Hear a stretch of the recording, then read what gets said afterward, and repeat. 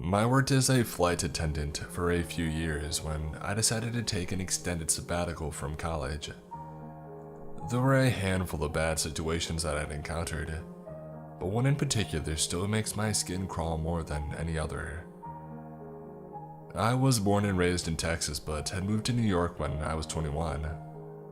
So when I found out at the beginning of a week-long trip that I'd have a couple of overnights in Austin, I was super excited to go to my home state for a few days.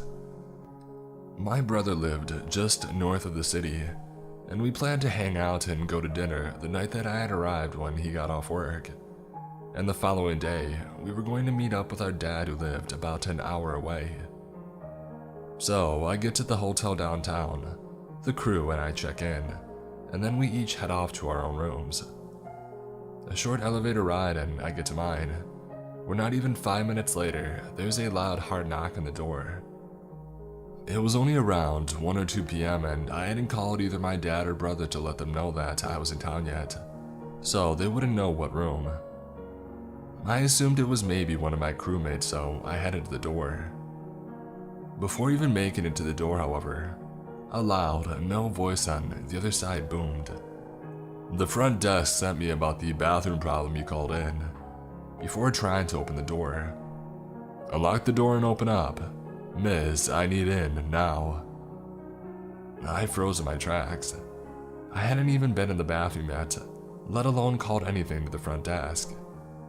I'm a petite chick, and while I'd take no crap from anyone despite my size, I still err on the side of caution.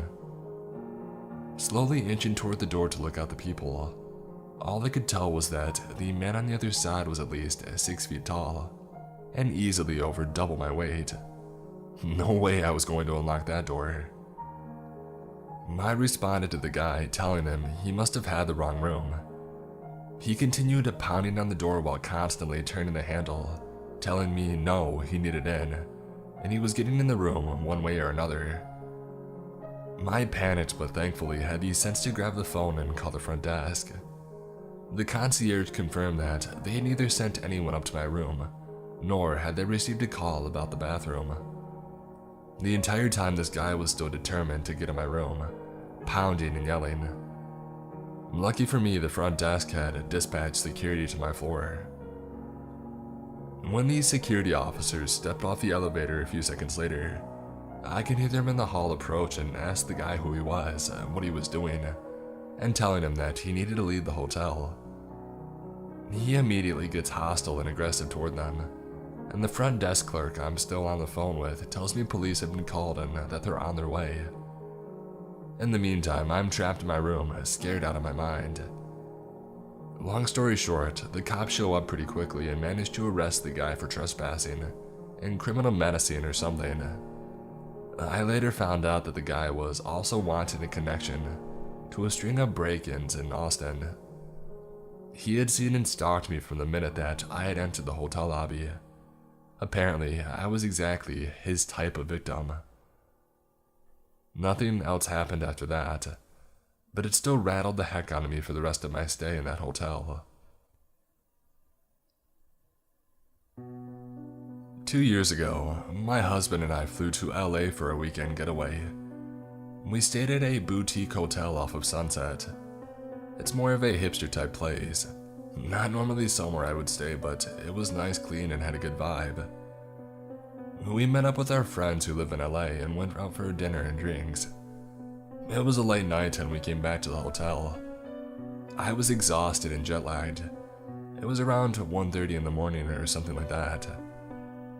My husband is a very deep sleeper. I'm an extremely light sleeper, except when I've had a bunch of drinks, which I had definitely consumed that night. So it was lights out for both of us very quickly. Around 3 a.m., I only know the time after everything has happened, I wake up suddenly and open my eyes. There's a light on in our room.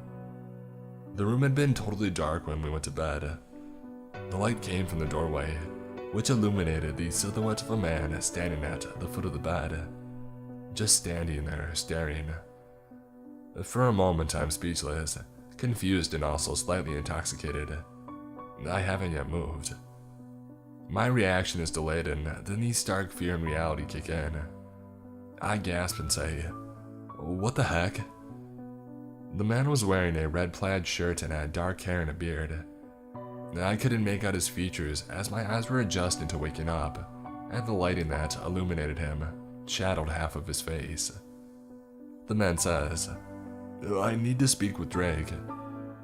I know this may sound somewhat comical, but I assure you at the time it was terrifying. I scream, "Get the heck out!"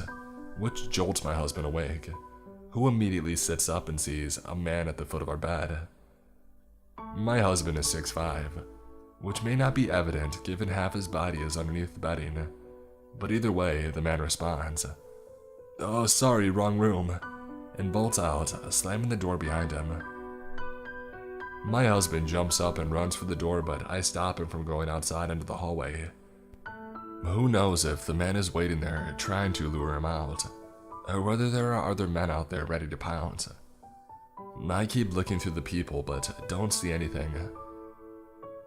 At this point, we are both shocked and in disbelief and probably still drunk. We call down to the front desk. No one answers. We call repeatedly and still, no one answers. We contemplate what to do and, around 20 minutes later, we decide to get dressed and go down to the front desk. There is an employee at the front desk and there's also a bar in the lobby. My husband walks around to see if he can spot the guy who was in our room, and as he's searching, I go up and start telling the guy behind the front desk what had happened. But as I begin the story, I burst into tears. I realize how shaken up I am. The employee gets the manager and he asks me what time the man came in the room and so on. But I don't know how long he was standing there until I woke up and saw him. I think he must have been there for a long time, just waiting for me to wake up. My husband also came back empty-handed. We got back up to the room, and the next day, the manager calls and says that there wasn't anything on the security cameras. I didn't believe him. He offers us one free night to the hotel as compensation, even though he claims he didn't see anything. We take the free night because what else is there to do? We just want to go about the rest of our mini vacation. Why was this man in our room? How did he have a working keycard? But the thought that I had the most trouble with, what would have happened if I hadn't woken up? Our door was locked, but clearly someone had a duplicate keycard. Here's what I've learned. If you don't already, always put the deadlock on your hotel room door. It's something we've never thought to do, and now I always check it, twice. This happened in the summer of 2010, when I was just entering my teenage years. My family took a trip to a really nice hotel in the city. I can't really remember why we decided to take the trip, but I remember a lot of family friends coming with and staying in adjacent rooms. I've never asked my parents, and it's not really important to the story. To preface, I'm a bit of a scaredy cat and always have been. I'm a pretty skinny, fragile kid, so I get spooked pretty easily, even now. This, however, was almost definitely not me freaking myself out like I normally did. Looking back, I'm incredibly lucky I trusted my instincts. This hotel had a strange design to it. The lobby was actually on the 4th floor, not the bottom floor, which I found strange. To access the lobby, you had to use the elevator. There was no way for you to get to it from the stairs. This information would have been nice before everything happened, as you'll find out. The hotel was organized in a square shape. Every floor was lined with a balcony, and you could look down into the lobby and cafe area from your floor. Essentially, if you are walking to your room, you could be seen from anyone that was on your floor if they just stepped out of the room and looked around. I was always afraid I would fall over the balcony and sail down 8 stories to my death, but they were high enough to a point where I wasn't concerned for my safety. The first day was nice. My friends and I hung out and played cards all day, or we watched whatever was on TV. At night, we would explore the halls of the hotel and tell each other ghost stories. It was a really fun time, even though I didn't fully understand why we were there. On the third day though, things got strange fast. I woke up to the sound of screaming coming from outside my door. Now, because of the hotel's design I mentioned, sounds from the lobby would echo all the way up to the top of the building. So when I walked outside to investigate, I immediately looked over the balcony to see what the commotion was about. I saw a girl laying on the ground, eggs and milk splattered everywhere around her. And people were rushing to help her, and I heard a couple people telling each other to call 911. It seemed like the girl was unconscious. Maybe she had passed out or something. I scanned the lobby and saw that my family and a couple of my friends were in the lobby getting breakfast, all staring at the event in front of them. I decided that I would rush down to meet them to find out what had happened. The elevator was on the opposite side of my floor, so I took the stairwell located right next to my room. We were on the 7th or 8th floor, so I knew I only had to take about 4 flights down. Not a big deal. I descended for a little while, looking for the number 4 on the wall or the letter L. I passed floor 5, ready to find a door to the lobby. I took about 2 more flights of steps before realizing that there hadn't been a door for the 4th floor, nor had there been a door for the 3rd or 2nd. Now at this point, I probably should have turned back, but I continued down because I was tired and I didn't want to climb back up. There were some weird side hallways that went into pitch black areas with a bunch of piping and wiring, and though I was curious to explore, I passed them by.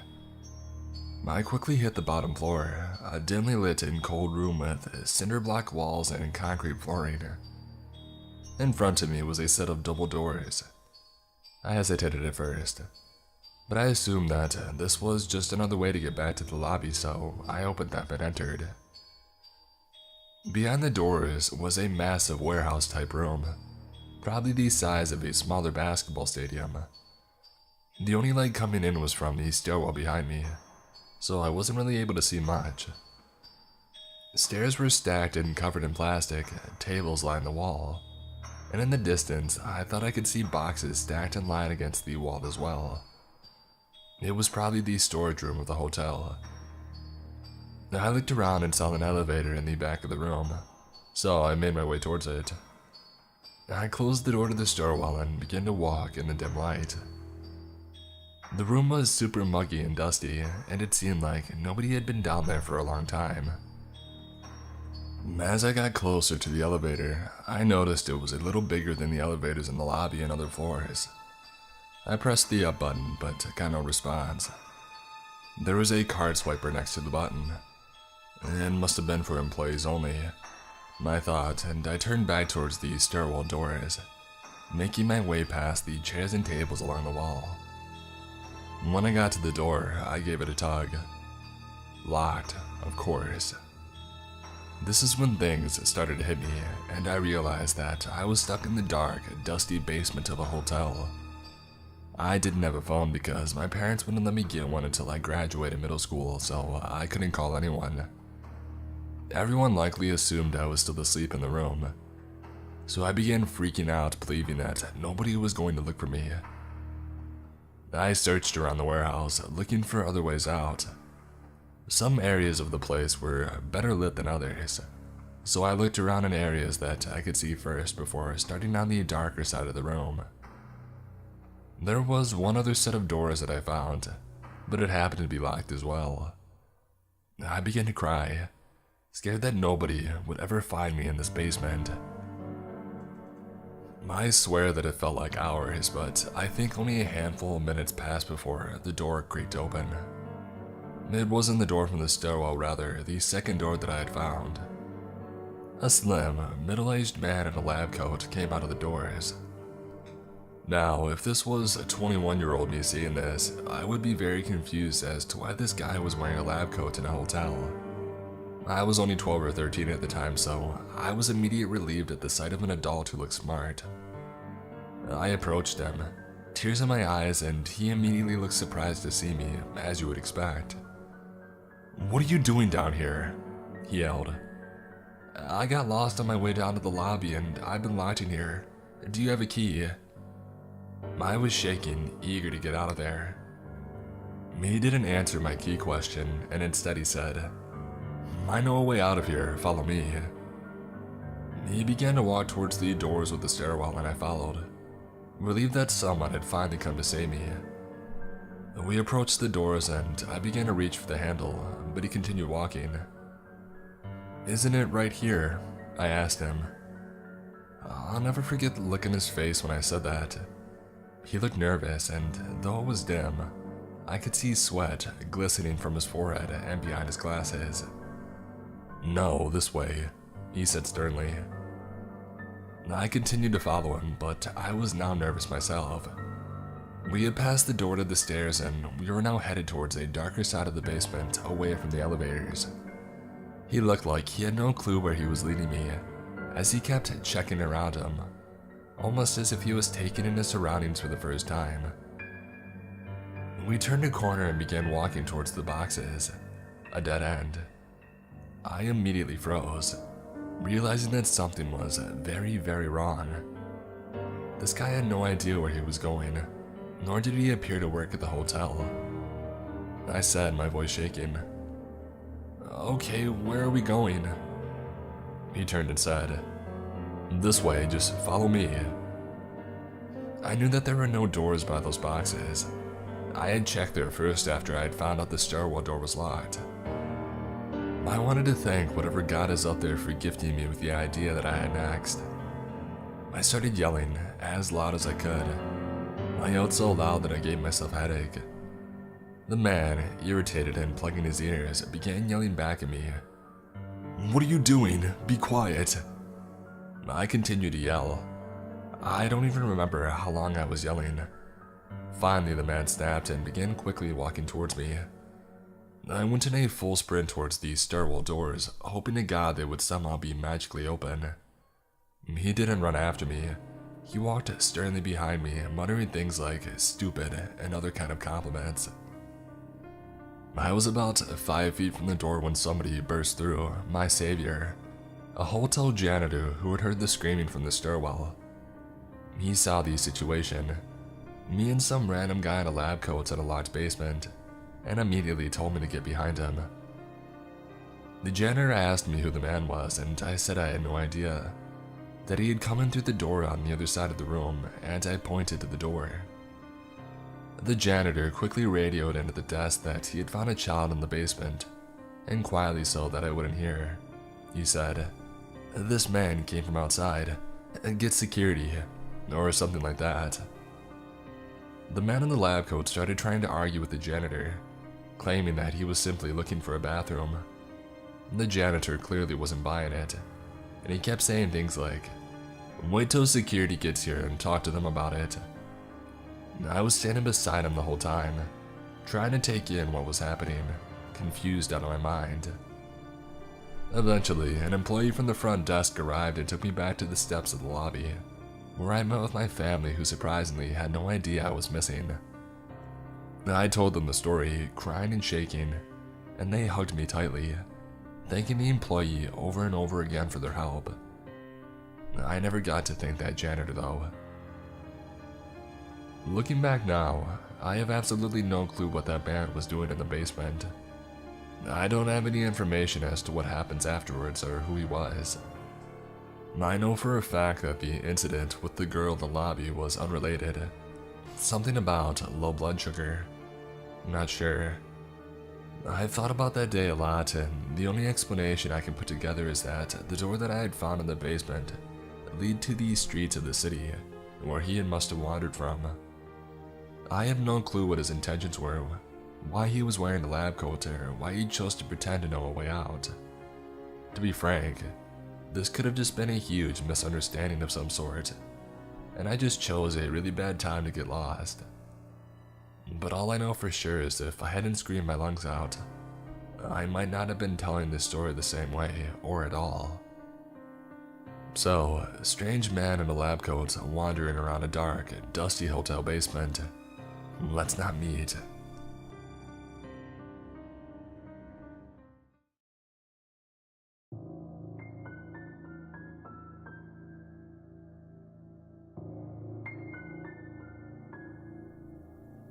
So, I live in supported housing. This means that I basically have a room in a house that I share with others who have learning disabilities. When my best friend moved in, this one particular tenant, who we soon started calling Creeper, full-on stalker, he would lurk outside our room late at night, waiting for her to come out. If she didn't come out, he would go outside and knock on her window. He would watch her come out of the shared bathroom from the top of the stairs. He tried to kiss her, and one time touched her on the shoulder and said he was looking after her, when a support worker asked what he was doing. He also waited on the stairs when her and I came back from a trip at like 11:30 at night. Needless to say, we waited around the side of the building until he went away. He also watched her through his blinds, and he's been warned at least 3 times by support workers to leave her alone. Now here's the worst part. He's 45 and she's 22.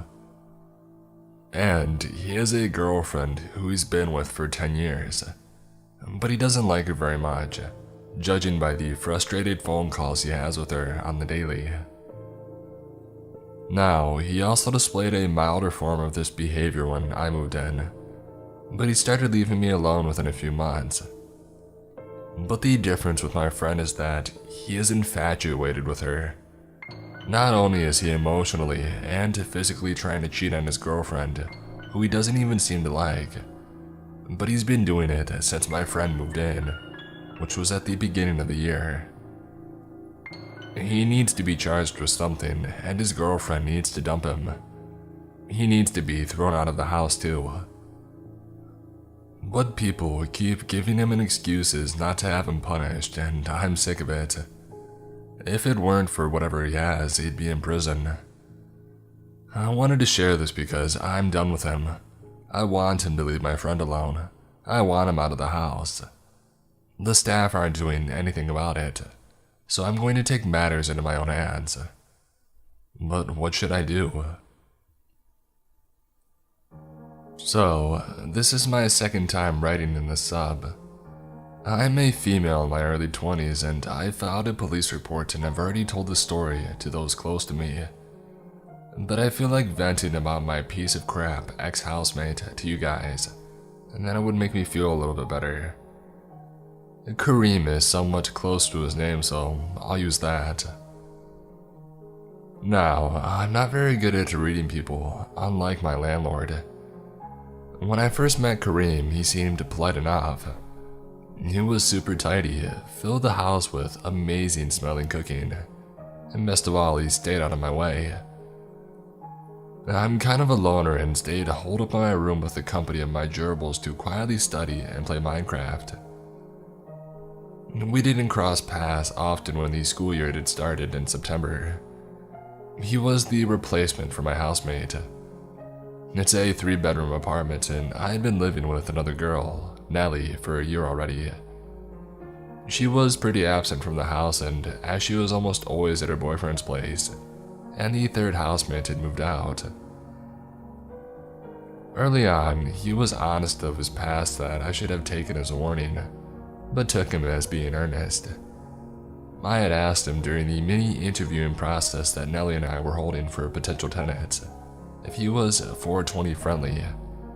He was, but as it turned out, he was a little too friendly. A couple years ago, he had been arrested for illegal possession of weed and sent back to his home country of Turkey for a year before being allowed back into Canada to continue his studies. I didn't know how this kind of stuff works, to be honest, but that's what he told us. I try not to be a judgmental person, since he made it seem like it was a thing of the past. I learned this was not the case. One of the first things I noticed in September was that he smoked almost constantly. Not to the point of missing classes, but the whole house would stink up multiple times a week in the evening. Normally, I wouldn't mind a little smoke, but any stoner will tell you that each strain is different, and for whatever reason, his weed had caused really severe panic attacks for me. Around late October, I got sick of his stuff and told him to figure out how to contain it to his room. And he said that his joints are hard to contain, and that he really needed a bong. So I let him borrow mine. About 2 weeks later, in November, Kareem said that he had broken the downstem, but that he would replace it. Within a few days, he did replace it, but it was the wrong size. Maybe it was a bit picky of me, but I told him to buy the right size, and he refused. Said that it was too expensive. I mean, I don't know, it's my property and he broke it. He should fix it appropriately, right? Let me know if that request was out of line. What I know was not out of line, however, was what I did after what happened in mid-February. Around January, my landlord said we should start looking for new housemates, which was reasonable enough. Not to Kareem, though. My landlord had always been slower responding to messages due to the nature of her job, but he absolutely hated her guts for it. Called her awful things and every name under the sun behind her back, which made me feel weird considering I had been her tenant for 3 years now and we were on good terms. Before I move on to the next part, I would like to quickly add that at one point during the housemate hunting process, he asked me if I would be willing to move out so that his friends could move in, and that it would be super amazing if I did. Obviously, I said no. My landlord later confirmed that he had asked her if he could sign the lease behind my back. As I mentioned earlier, we had forged a good rapport over the last 2 years, so it was a firm no. Kareem had got excessively antagonistic about my landlord's deadline when she wanted us to sign the lease. Started looking at the law, saying he legally didn't need to give her notice until X date, which wasn't true. He told me to quietly look for housemates and tell the landlord at the last possible date, which made me super uncomfortable since it was around midterms, and was secretly grateful she was pushing for the deadline so strongly. I just wanted it over with. It was shortly before I signed the lease with my new housemates that he showed how truly two-faced he was. I dug through our Facebook messages. The gist of the conversation was this. Kareem, can I use your laundry after I move out? I don't have laundry on site. Sorry, no, that's kind of weird. No, it's not, we'll pay you. We? Yeah, me and my housemates. Note, I never met these housemates before and still have no idea who they are. At this point, I started getting extremely weirded out. I said no a few times but caved and started saying stuff like, I'll think about it, to appease him. Though I had zero intent of letting him use my stuff. It seemed like the best way to get him off my back since for almost a week he had continuously pressured me and to try to get me to say yes. Things hit the first of 2 crescendos when, the day before, me and the 2 new tenants I chose, super awesome dudes by the way, were supposed to sign the new lease. Back to Facebook, and again, an approximation of our conversation. If you don't promise to let me use your laundry next year, I'm going to make a scene in front of your housemates. A scene. When they come sign the lease with her, I'm going to tell them how awful our landlord is, that she doesn't care about us and is terrible at replying to our messages. If you let me use your laundry, I'll wait until they leave to tell her to her face. In other words, he was going to make my new housemates question my judgment and make them think that I was a bad person or something. Why else would he go off in front of them and my landlord and tell me she was a horrible and nasty person? He later claimed that these messages were a joke to which I messaged back asking where the punchline was, because I didn't see it. I felt like a badass saying that, not gonna lie. Especially since he never got around to explaining this supposed joke. At this point, I had a bit of a breakdown. I called my landlord that night when Kareem had left the house for a few hours, letting her know exactly what had happened, and what he was planning to do the next day, even sending our screenshots of our Facebook messages, and telling her that I couldn't let her and my new housemates come over in good conscience. Call me a snitch, I don't care. This guy does martial arts 3 times a week, and despite being shorter than me, could definitely send me through drywall if he felt like it. I felt threatened and didn't want to know what he would do if he found out that I told her, and was the reason signing the lease was rescheduled to a different time and location. She believed me, especially when she read all the text messages. Full context, nothing conveniently cropped. She even saw the parts where I was playing along and calling her names too. That's when she told me that she had seen straight through his act while he was signing the lease. Apparently, he spent half an hour reading and rereading our lease, which is abnormal, asking weird questions and being rude to her. After years of being a landlord, she could clearly see that he's the type of overly macho guy that likes to control women, but gave me the benefit of the doubt. I'm inclined to agree, especially looking in hindsight at how he's treated the women, me, the landlord, and Nellie, versus men, Nellie's boyfriend and my male friends, in our lives. So, I signed the lease with my new housemate the next day at a coffee shop, telling Kareem that it was out of the blue that we were signing elsewhere, and that I had no idea why we had changed plans, and I thought that I had gotten away with telling on him.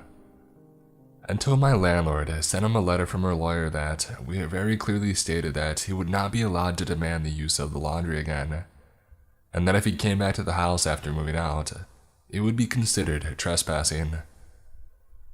At first, I thought it was an overreaction on her part, but looking back on those messages, I can see why she made that decision. He angrily knocked on my door and shoved the letter in my hands when he got in that day, aggressively and quite frankly, melodramatically saying, "You betrayed me." I kid you not, those were his exact words. I think he lost his grip on me since he could no longer pressure me now that the secret was out, which frustrated him. Things then settled down temporarily. He would retaliate in small ways, going out of his way not to sort the recycling in proper bins, not cleaning out the shower drain, putting plastic and metal in the compost bin, and smoking weed excessively. They were small, but they irritated me. It was the day after he moved out that we reached our second and final crescendo, which led to the police report from the initial paragraph. After months of stuffing a shirt under the crack of my door to keep the weed stink out, and generally being freaked out to the point of carrying a small kitchen knife in my pocket whenever I left my room after the laundry incident, you can bet your butt I was counting down those last days gleefully. He said that he left a few things behind from the kitchen.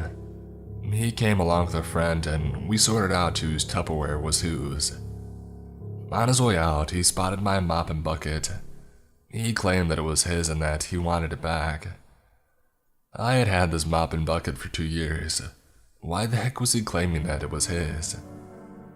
I said no and he started roaming around the house, saying that he wanted his mop and bucket, and that if this was mine, his must be elsewhere, which made me uncomfortable as hell. I diffused the situation by saying I wanted to use it, and I would give it back later. I was planning on keeping it. I am under zero obligation to let him back in. Remember the letter that said him coming back in the house after he moves out is trespassing, and he instantly snapped out of it. Later that day, he even said that I could keep it. Why he changed his mind is beyond me. The next day, Kareem said he had left 2 more items behind. I was irritated at this point. I just wanted to be left alone. I said I would leave it outside. I admit I definitely shouldn't have done what I did next. I was annoyed and I cringe when I read my own messages, but his reaction was completely out of proportion. Kareem said, "Yeah, I'll stop by in a few hours. I just got out of the shower. I'm busy, can't you come by now? Just throw on some shoes and shorts and a t-shirt, nobody's outside." By the way, at this point, my town had been on lockdown for 2 months.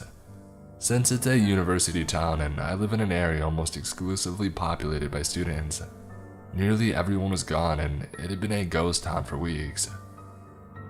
I should also note that he had not been taking good social distancing measures whenever he was over, and had zero problem getting up close even though he had recently been to a much bigger city with a bad outbreak. Just thought that I would point that out. Fine, then give me my mop and bucket. You said that I could have it. Give it back. No. I put the two items, a tray and a mug, on the porch. A few minutes later, I heard a polite knock. I knew it was him and I ignored it. A few seconds later, a ring on the doorbell. Another ring, a louder knock. He kept ringing the doorbell over and over.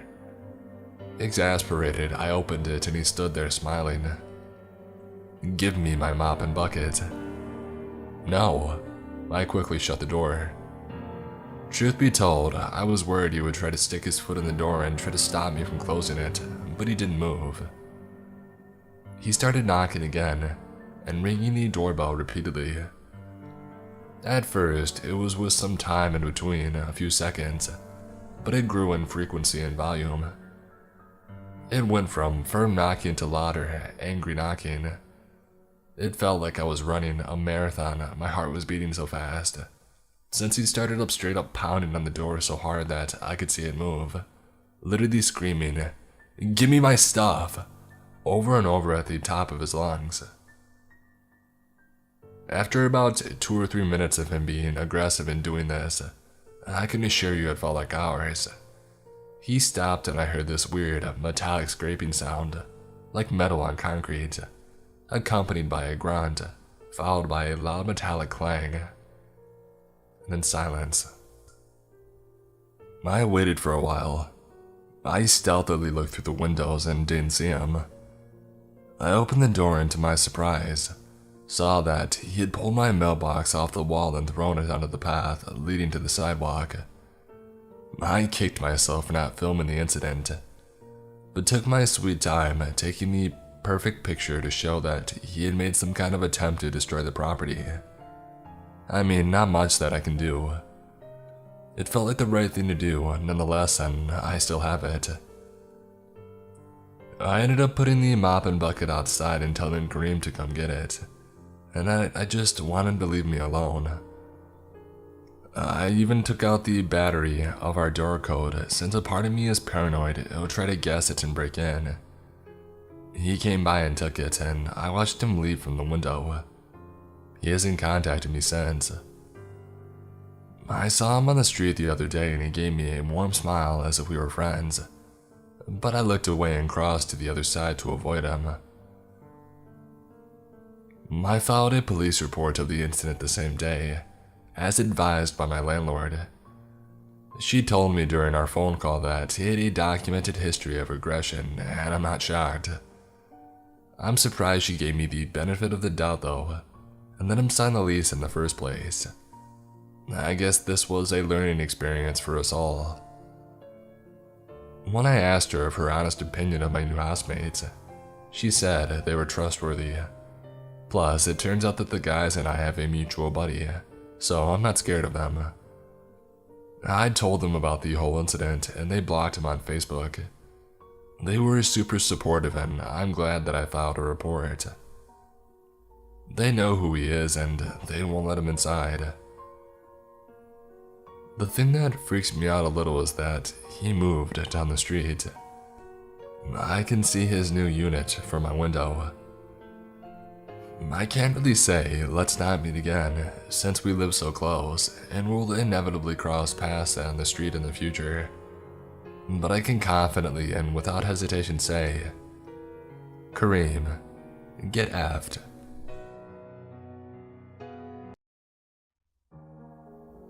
In 2011, I was apartment hunting and found this one place that seemed perfect. There is a main house. Behind it was a guest house that had been recently renovated into a duplex. The ground floor of the guest house had been converted into a large covered garage that could fit 3 cars plus a ton of storage items. It was really musty, had a terrifying spider population, and lacked working lights. A flight of wobbly wooden steps led up to the second floor deck, where two side-by-side entrance doors for the separate apartments were. When I first moved in, the guest house had just finished renovations, and the rental agency hadn't found anyone for the other apartments yet. I enjoyed the peace and quiet, which was perfect for studying. A few months after school started in the fall, a new girl moved in. She introduced herself as Angela and said that she went to the same school as me. She was studying biology and was a freshman. She seemed pretty nice and was pretty quiet at first. However, of course, cue nightmare. After the first month, I started hearing an annoying clapping noise emanating from her apartment. It sounded like she had cloven hooves. She had wood floors and the sound echoed like crazy. It would suddenly start at 3 a.m., and it would wake my dogs and they would start howling. Soon, I started hearing the most comical sex noises ever. It sounded like the cheesiest ones you could expect. This went on every day, multiple times a day. At first I thought, good for her. After the third day though, I was tired of it. Bye-bye perfect study environment. One day when I was getting ready to step outside to grab the mail, I heard voices out on the deck talking. One male, one Angela. I peeked out through my peephole and saw an older guy, maybe 60 to 65 years old, with a fat belly, white hair, and a sweat-stained undershirt. This was maybe 10 minutes following one of the comical sex routines. I assumed that she had a super old sugar daddy and waited until they left to grab my mail. A week later, I pulled into the back alley that led to the garage entrance and saw a car parked in front of the garage, blocking the entrance. I assumed Angela had a friend over who decided to park there. So, I knocked on her door and she answered in feathered lingerie and clear platform stripper shoes. A very sweaty and out-of-breath older guy said that he would move the car. By this point, I hadn't realized what Angela was really doing. I excitedly texted my friends the news and we laughed about it. The next night, it was really dark out. I had gone to the grocery store and pulled into the back alley. The floodlight was out and it was unnervingly dark. I always hated pulling into the garage because it's insanely creepy, especially when it's this dark out. However, I opened up the door, slid my car in, and then got out to unload. A dark shadow stood at the garage entrance next to my trunk. Hello. I almost peed my pants. Though I liked my guest house, it wasn't in the best neighborhood, and I was convinced that I was going to be mugged finally. Instead, the man made small talk, asking me if I lived next door to Angela, was I a student, how did I like the area, and did I have a boyfriend, and so on. He told me that I was very beautiful and that he had always wanted an Asian girlfriend.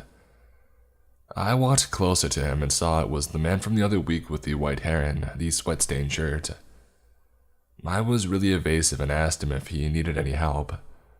When he said that he just wanted to get to know me, I said no thanks. He told me that he would pay me. I realized he probably thought that I was the same as Angela, and I quickly told him to get out of here. I rushed past him and I went upstairs, leaving my groceries in the car and the garage door wide open.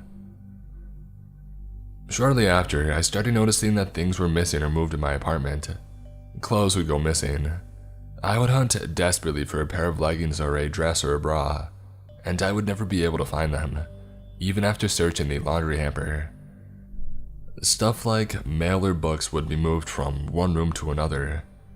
My dogs and cats also started acting really skittish. Sometimes I would catch them staring intently up at a corner. One night, I woke up at around 3 a.m. to hear really serious scratching noises coming from the living room. It sounded like a large animal with big claws was digging away at something. I mumbled, "Muffin, stop." I felt a paw on my arm and I slowly opened my eyes. Muffin was on my bed with me, looking at me nervously. Okay. I sat up and looked around. My other dog and my cat were both sleeping soundly at my bed too. So what was in the living room making these scratchy noises? I also noticed that my bedroom door, which I had shut when I had gone to sleep, was now wide open. Nope. I've never been one to believe in the supernatural, but I was pretty convinced based on the signs that there was a ghost living in my apartment. I put in headphones to drown out the noise and stayed up all night doing paranormal research on my laptop. I never once got out of my bed to check the living room. I was way too terrified. The next day, I created my dogs and cats and I went to school. When I got home, I noticed the wall next to the front door had some really deep scratches in it. The drywall and paint were ruined. These hadn't been there the previous day and my pets were crated while I was gone. So I couldn't figure out where these had come from. Must be the ghost, I thought. The landlord had told me previously that there were paint cans in the garage, so I figured I would try to hide the ghost's mess with some paint. I went down into the garage. Right in front of my parking spot inside the garage is this weird little workspace that someone had constructed before I moved in. I never looked inside, but it was maybe 6x4 and had walls made of particle board. I didn't see any cans of paint on the garage floor, so I figured this was a storage room for stuff like that. I opened the makeshift door to the workspace. First, I saw shelves with paint cans. Great. And then I looked down and saw a blanket, pillows, flashlight, giant plastic canister of cheese balls, a big screwdriver, and a Velcro wallet. There was also a weird set of pull-down stairs at the top of the workspace, attached to the garage ceiling, like the kind you would use with an attic. I picked up the wallet and looked inside. Bam, a photo ID of that creepy sweat-stained shirt guy. I immediately fled the garage and went into my apartment to call the cops and report that a homeless guy had apparently moved into my garage. The cops came to investigate. First, they found that the pull-down stairs led to a door in the ceiling that resembled a ceiling tile. When they lifted and moved the ceiling tile aside, you were in my unused utility closet in my apartment. The cops asked if I ever noticed anything strange in my apartment, and I told them about the missing and moved stuff. Apparently, the screwdriver found in the workspace had flecks of paint and drywall on it. I don't know why someone would just sit in my living room and scratch at the wall with a screwdriver in the middle of the night, but I am so glad that I never left my bedroom to look at the ghost now. The cops never found my missing clothing though. The cops also never found or caught the guy. I tried to confront Angela about the weirdos that she was bringing to our building, and how one had been living in the garage and breaking into my apartment, but she mysteriously disappeared. No more funny noises at 3 a.m. or clopping. Mail piled up in her box, and then randomly, a month later, a new guy was living there. Weirded out, I called the landlord, who said the new guy was a new tenant and wouldn't give me information on what had happened to Angela. Creepy.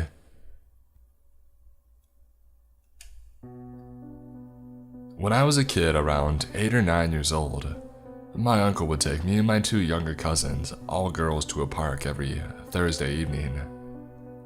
It was a small rundown park but had bright lights and a few functional rides like spinning teacups, and a small train, so we enjoyed our weekly trips there.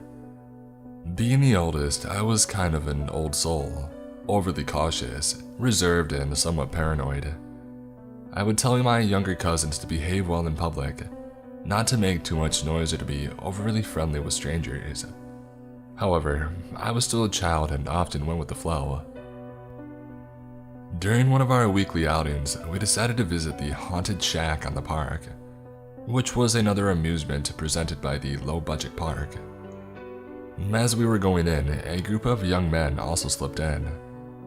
When the park attendant told them that they only allowed family members to accompany minors, they claimed that they came with us and they were our uncles. Numbly, and like the idiot that I was, I nodded when the attendant asked me. I was just relieved that I wouldn't have to be alone with my younger cousins in the haunted house. The house was more of a mud hut, with hay on the floor and a very strong smell of decay. There were strobing red string lights around and some random broken pieces of furniture. The show began 30 seconds after we went in, with 2 ghosts coming in and flapping their arms at us. The ghosts were much dressed like the scarecrow from The Dark Knight, and the odor coming off their costumes made me gag. By then, all three of us cousins were backed up against the wall, with the other two huddling behind me and the ghost flapping their dirty sleeves in my face. I screamed at that point, not because of my fear of the paranormal, but because being a small dark shack bathed in red light, surrounded by strange men, set off my paranoia. The young men, probably in their early to mid-20s, jumped in front of us in a very dramatic gesture with their arms outstretched, and put us girls behind them. My cousins, aged 5 and 7, started crying, and held onto both of my hands and legs of their uncles. It would have not been a creepy gesture, but the men kind of started pushing us against the wall with their bodies, hands still outstretched, and patting us on the face and body. I still remember how sweaty his hand was as it moved over my skin, and how his body pressed against mine in that congested, dark, stinky space. Hysterical, I yanked at my younger cousins and screamed that I needed to leave right then. One of the young men said something about not leaving until the ride was over, but I wasn't listening. I screamed and I hit them. I was a very charming child with an exceptionally loud set of lungs, and demanded that they open the door. Once outside, I almost fell on the grass, oddly drained but thankful to be out of whatever that was. One of the young men came up and touched my hair and murmured, "Sweet baby," and walked away. I dragged both of my cousins and ran until we found our actual uncle. The group of men just watched us go with the creepiest smiles. Also, fun fact, but there is a large hole in the boundary wall of the park, and next to it was a strip of unkempt trees, which to this day is infamous for its population of druggies. We never returned to that park again and didn't speak of the entire episode. I'm 23 now, and reading other stories in this thread just triggered that one long-suppressed memory. So, dear ghosts and uncles, let's not meet again. This happened about 12 years ago. I was 16 at the time. It was summer and I was hanging out with my friends Leanne and a guy that I liked, Billy. We were sitting around trying to figure out something fun to do when Billy said, "Let's go to a haunted house." Leanne and I were goth girls at the time and got really excited by his suggestion. I don't really know what we thought we would do.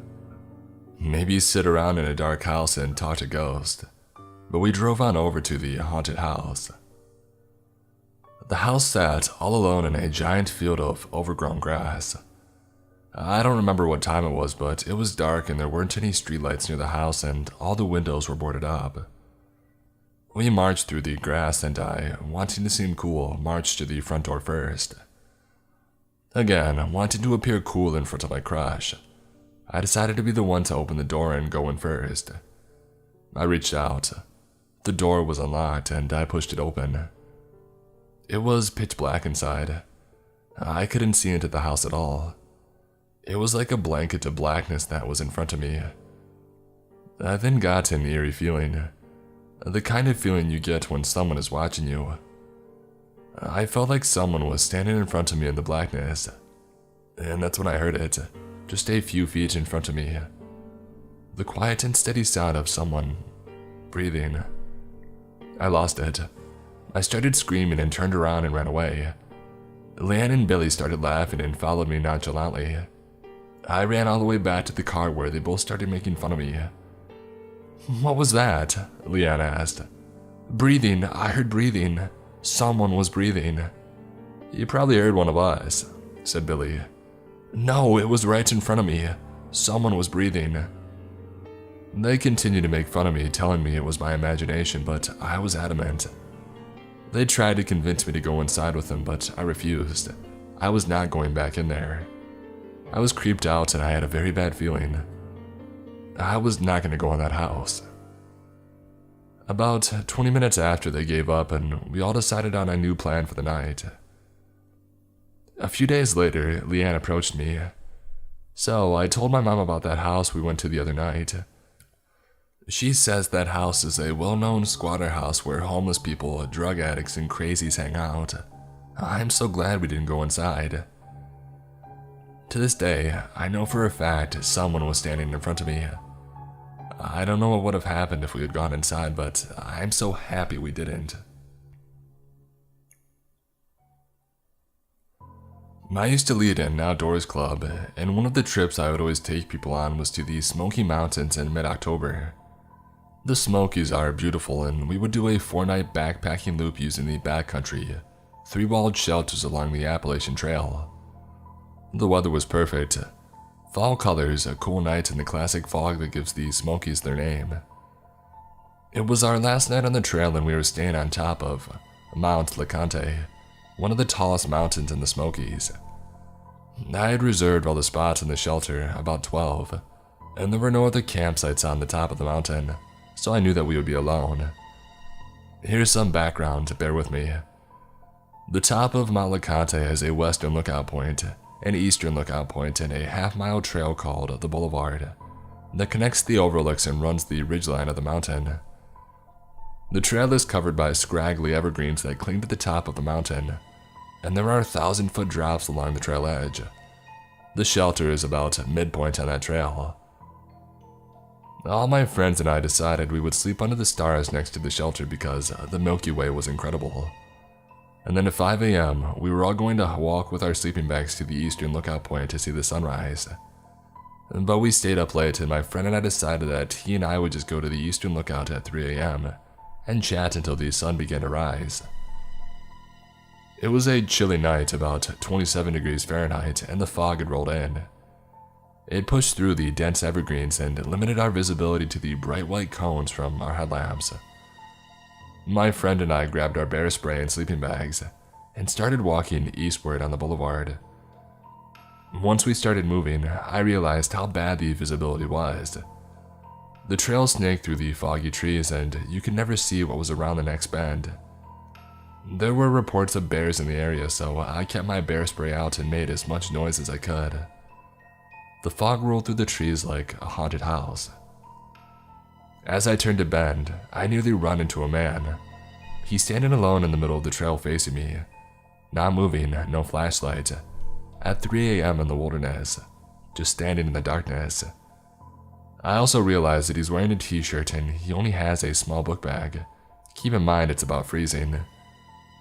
With bear spray leveled, I stammer, "Hello?" No response.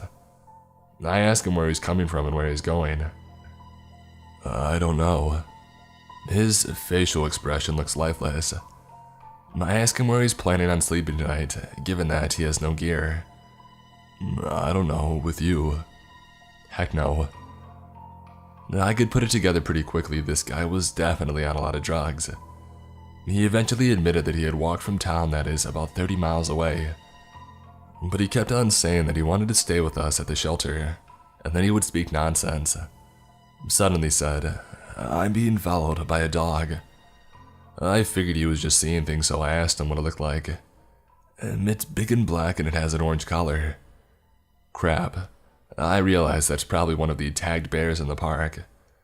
This sketchy guy is being stalked by a bear and leading it towards my friends who are sleeping in a shelter.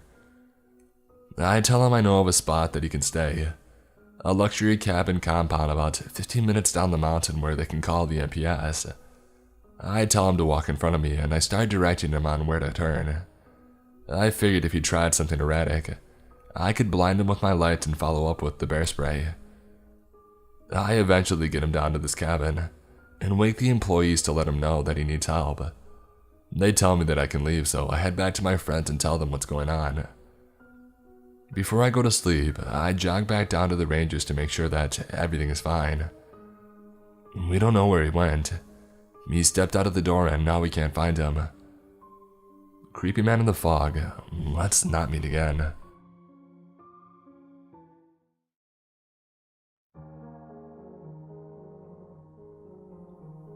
I was 14 years old when I had to live with my grandparents. I had to live with them because my sister was in college and my parents were divorced. They lived in this old bungalow type house. It was one story and we had upstairs that immediately goes up to the attic. An attic which no one really uses, we just put stuff up there. It's really just too hot and stuffy up there. The sole window there didn't really help. The attic had old creaky wooden floors that I used to have to polish with a coconut shell, because that's how we do it here in the Philippines. That and my grandparents are very traditional. Anyways, my dorm room was near these stairs leading up to the attic. Like, you open my door and then face right and the stairs would be immediately right there. I hated that every time I left my room because I would expect that something would be immediately crawling down from the attic. One night, my grandparents had to pick up my aunt's family from the airport, but because of the horrible traffic here, they had to leave at 7 p.m. And their expected arrival back home would be at the most 5 a.m. So a 14-year-old girl would be alone at home the whole time. I told them that I would be safe here, and we lived in a gated community. We had tons of guard dogs, everything would be okay. Or so I thought. Before they left, we already had dinner, so I was stuck with cleaning the dishes and all. As I was doing that, I could hear a bunch of neighboring dogs barking a lot. I didn't really think much of it, because the dogs always do that. When I finished cleaning up from dinner, I immediately went and locked every door and window, and I turned off the lights before heading to bed. When I entered my room, the lights were open and it looked normal. My anime posters were on the wall, my closet wasn't touched. My bed was next to my barred, tinted windows. We had to tint them because I was on the first floor and my grandparents wanted to make sure that nobody would peek into my room. They were barred too because my uncle, who used to use the room, always escaped through there to go to parties. And this was my grandparents' solution to that. Nothing was out of place to alarm me. Everything was normal. Until I turned off the lights. As soon as I did that, a silhouette of a man was illuminated by the streetlights outside. He looked like he had thick curly hair and a skinny build. I thought I was having hallucinations, and so I turned the lights on again and he was gone. I turned him off again and he was back. Turned on, gone, turned off, gone. I sighed in relief. I was just tricking myself, I guess. Or something else was cast in the shadow. I double-locked my door just to be safe. One with the doorknob lock and one of those door latches type locks, and then I tucked myself in. It was hard to fall asleep when a lot of the dogs were barking outside. They weren't our dogs, but our neighbors. But I was finally falling asleep when I heard something from above me moving. Something in the attic. I pushed down the thought, I'm tricking myself again. I hugged my pillow. It's just rats, I said to myself. These rats seemed heavy and were also pushing furniture around. My heart sank when I heard them hurriedly go down the stairs and stop at the bottom. I covered myself in my blanket and I waited for something. I was also wishing that my parents had given me a phone at the time like this, but I only waited in bated breath. Suddenly, I heard my doorknob being gently fiddled. I wanted to vomit when I heard a click, followed by a quiet turn of the knob. The knob turned, but it didn't budge. When they noticed, they tried to push it. This time, I'd finally stood up. Shaking. I was a kid home alone with no phone, no means of defense. All that was saving me was this thick door from the old days. I softly pushed my body up against the door and locked everything up again. I didn't want to make a sound. I didn't want to scream. I didn't want him to know where I was. I don't know why he stopped, but he did. I didn't go back to bed. I just sat there at the door waiting. It felt like forever. I heard footsteps go up the stairs, but I still sat there. I saw something move in the corner of my eye, there out of the window. The shadow was back. I forced myself not to look. All I could think of was, thank God that they were barred. I don't remember what happened next. I think I fell asleep or I was too scared to even think straight. I just remember the next day when my family and I were finally having breakfast. I casually brought it up to them. Grandfather, I think I heard footsteps up in the attic last night." My grandmother scoffed. "It's probably rats." I never brought it up again. I didn't want them to worry. I probably was. But I do know this. Our dogs were caged up near the gate and were far away from my room, so they wouldn't have seen anything. The only dogs who were near my room were the neighbors. Also, there was nothing outside my window that could cast a shadow that looked like a man. And lastly, the attic window was open. I really don't think that it was rats. I still feel sick to my stomach, and I am honestly so freaked out right now. I have every light on in the house. Anyways, here it goes. I volunteered for a 24/7 wildlife rescue service here in Australia that mostly amounts to picking up orphaned joeys from the side of the road, catching sick wallabies and roos, getting possums out of fireplaces, and others ranging from very challenging to the basic. Now, I don't drive, so I only do rescues in my area or relatively nearby suburbs. I live a block away from a wildlife reserve that has a problem with toxoplasmosis, a parasite that is basically deadly to most macropods, animals with pouches and marsupials. So, when there was a call out at 9 p.m. in the reserve right next to me for a medium-sized wallaby with toxo, I had been bored all day on my day off and went, heck, why not? I got my rescue tub, which contained my essentials, a Hessinger bag, ties, gloves, and head torch, and I went on my way. The couple that called in the roo were at the entrance of the trail, and they told me where it was. I knew them too. Our dogs like to play together, and I was easily able to understand what part of the track they were talking about, and I trusted them. They offered to come with me, but it was cold and late, and I didn't want to stress the little guy out by having so many people around it. So I politely said no and that I got this. My area is very safe, and I've had no problems walking out late at night or in the dark. So I walked the 30 minutes up the hill into the reserve, and I found the poor wallaby. He was so lethargic and didn't bother to move when I went right up to him. Now, he was a very large wallaby, definitely not a medium, and probably weighed around 45 kilos more than half my own body weight. I normally wouldn't do these rescues because I know it pushes my physical capabilities, so I gently maneuver him into the sack I had in my tub, tie it such with some cable ties and pop him in the tub.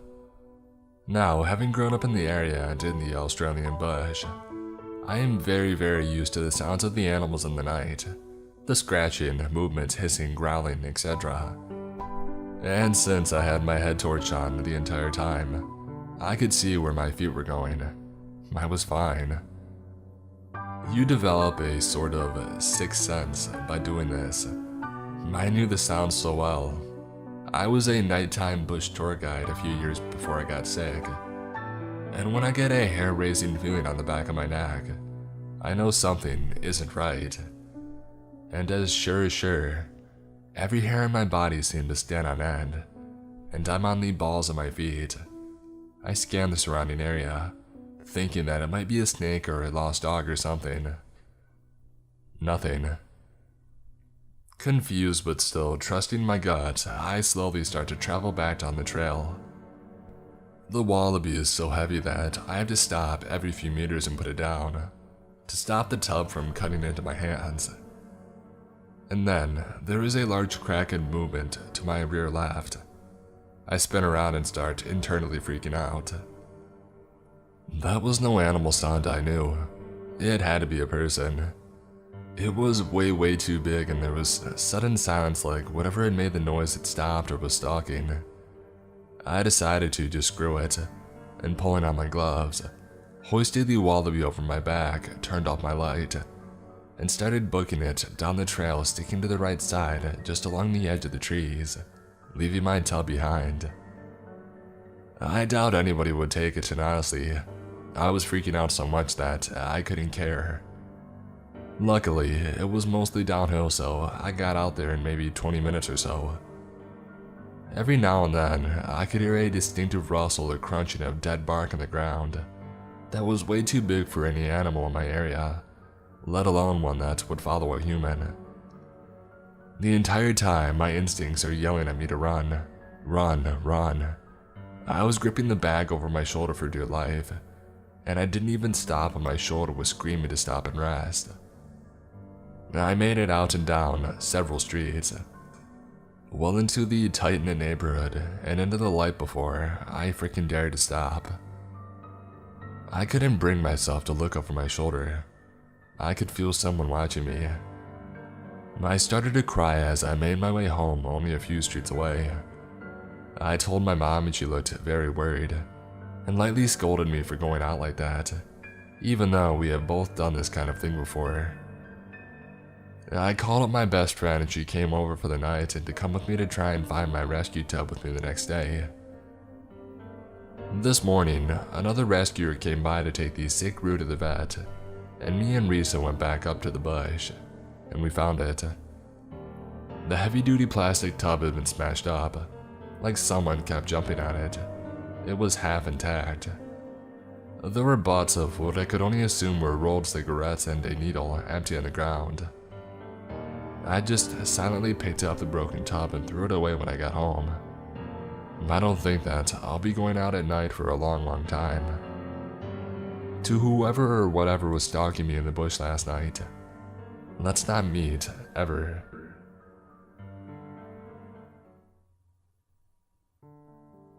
To first start off, I live in a little city in SoCal with my roommate who happens to be my cousin. During the pandemic, however, I've been staying with my parents who live in a very small town in NorCal.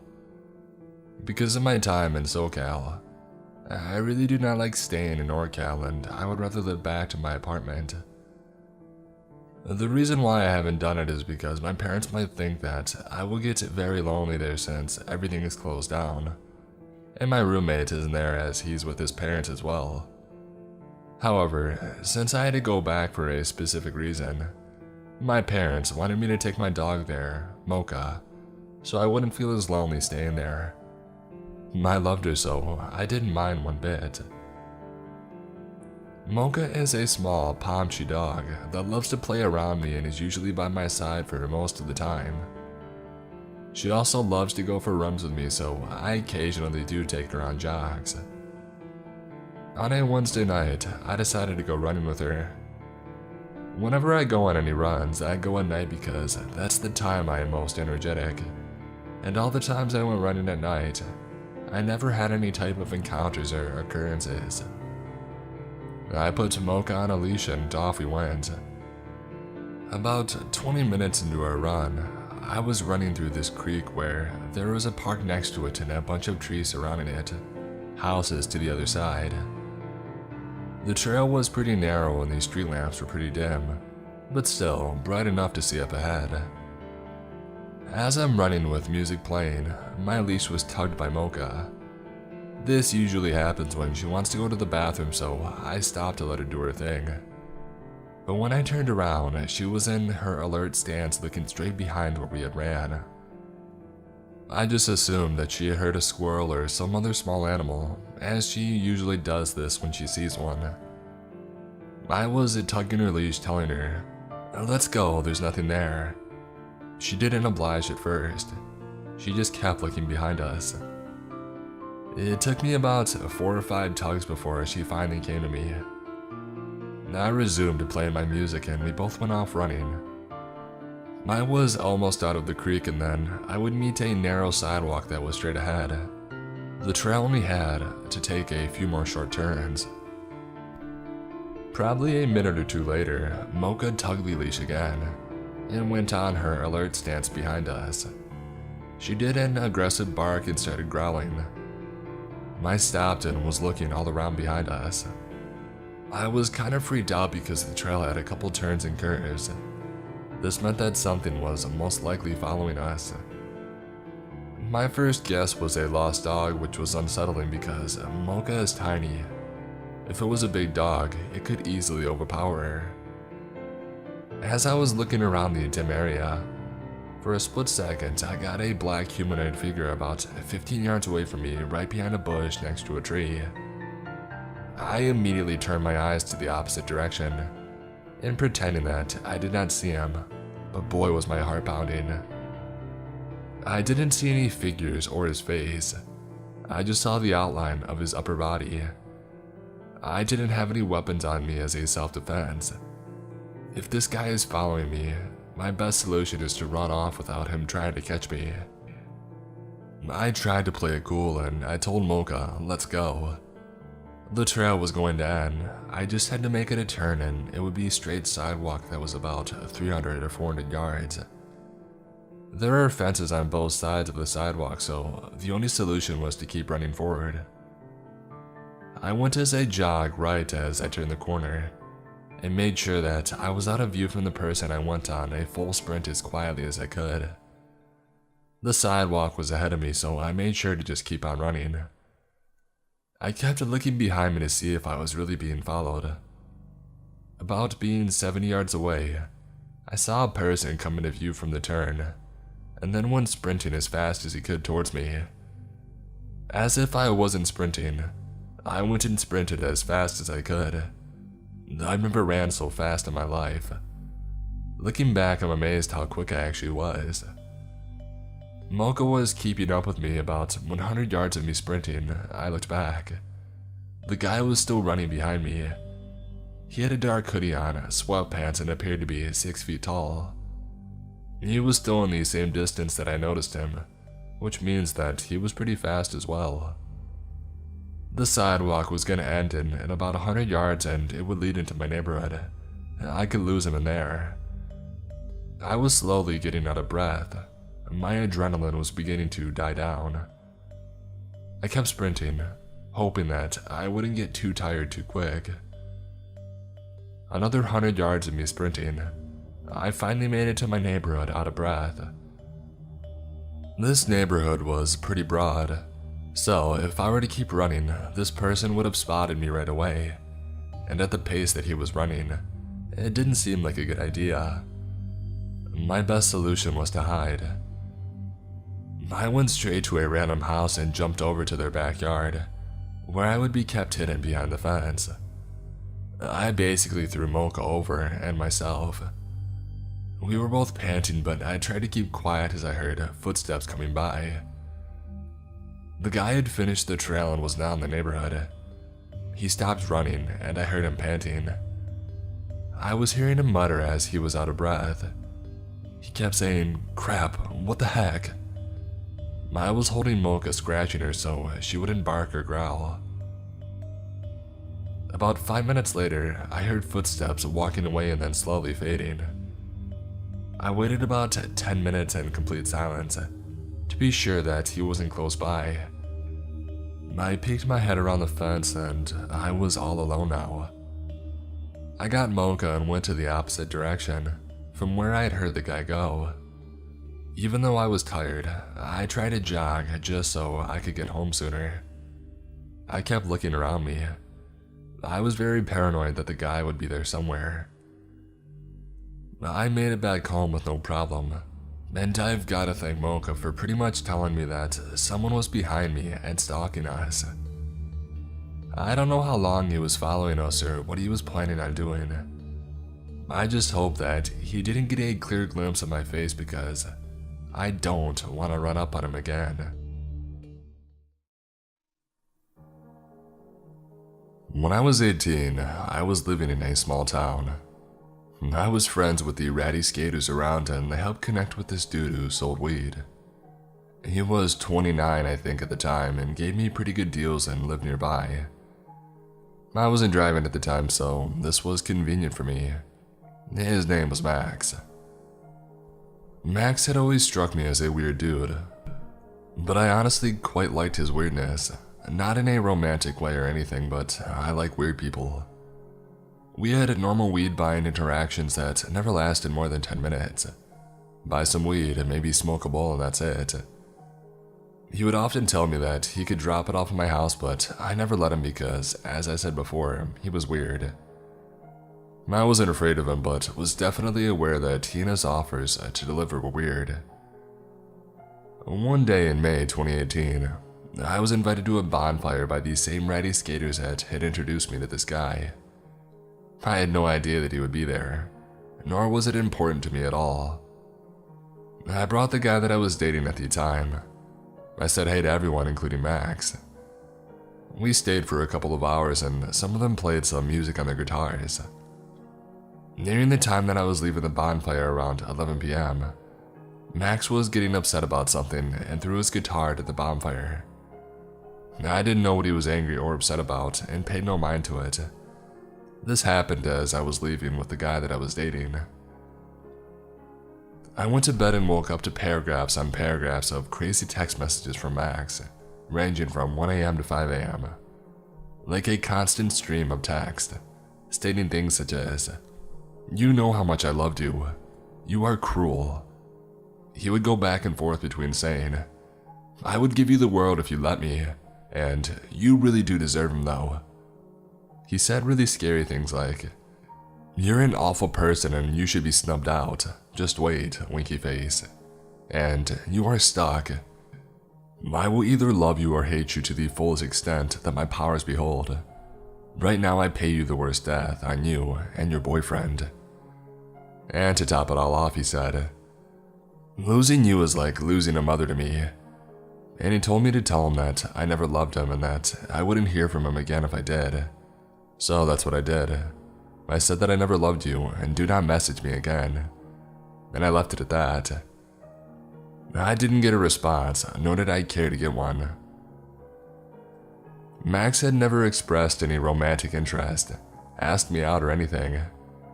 This was all out of nowhere and he was 11 years older than me. I was barely 18.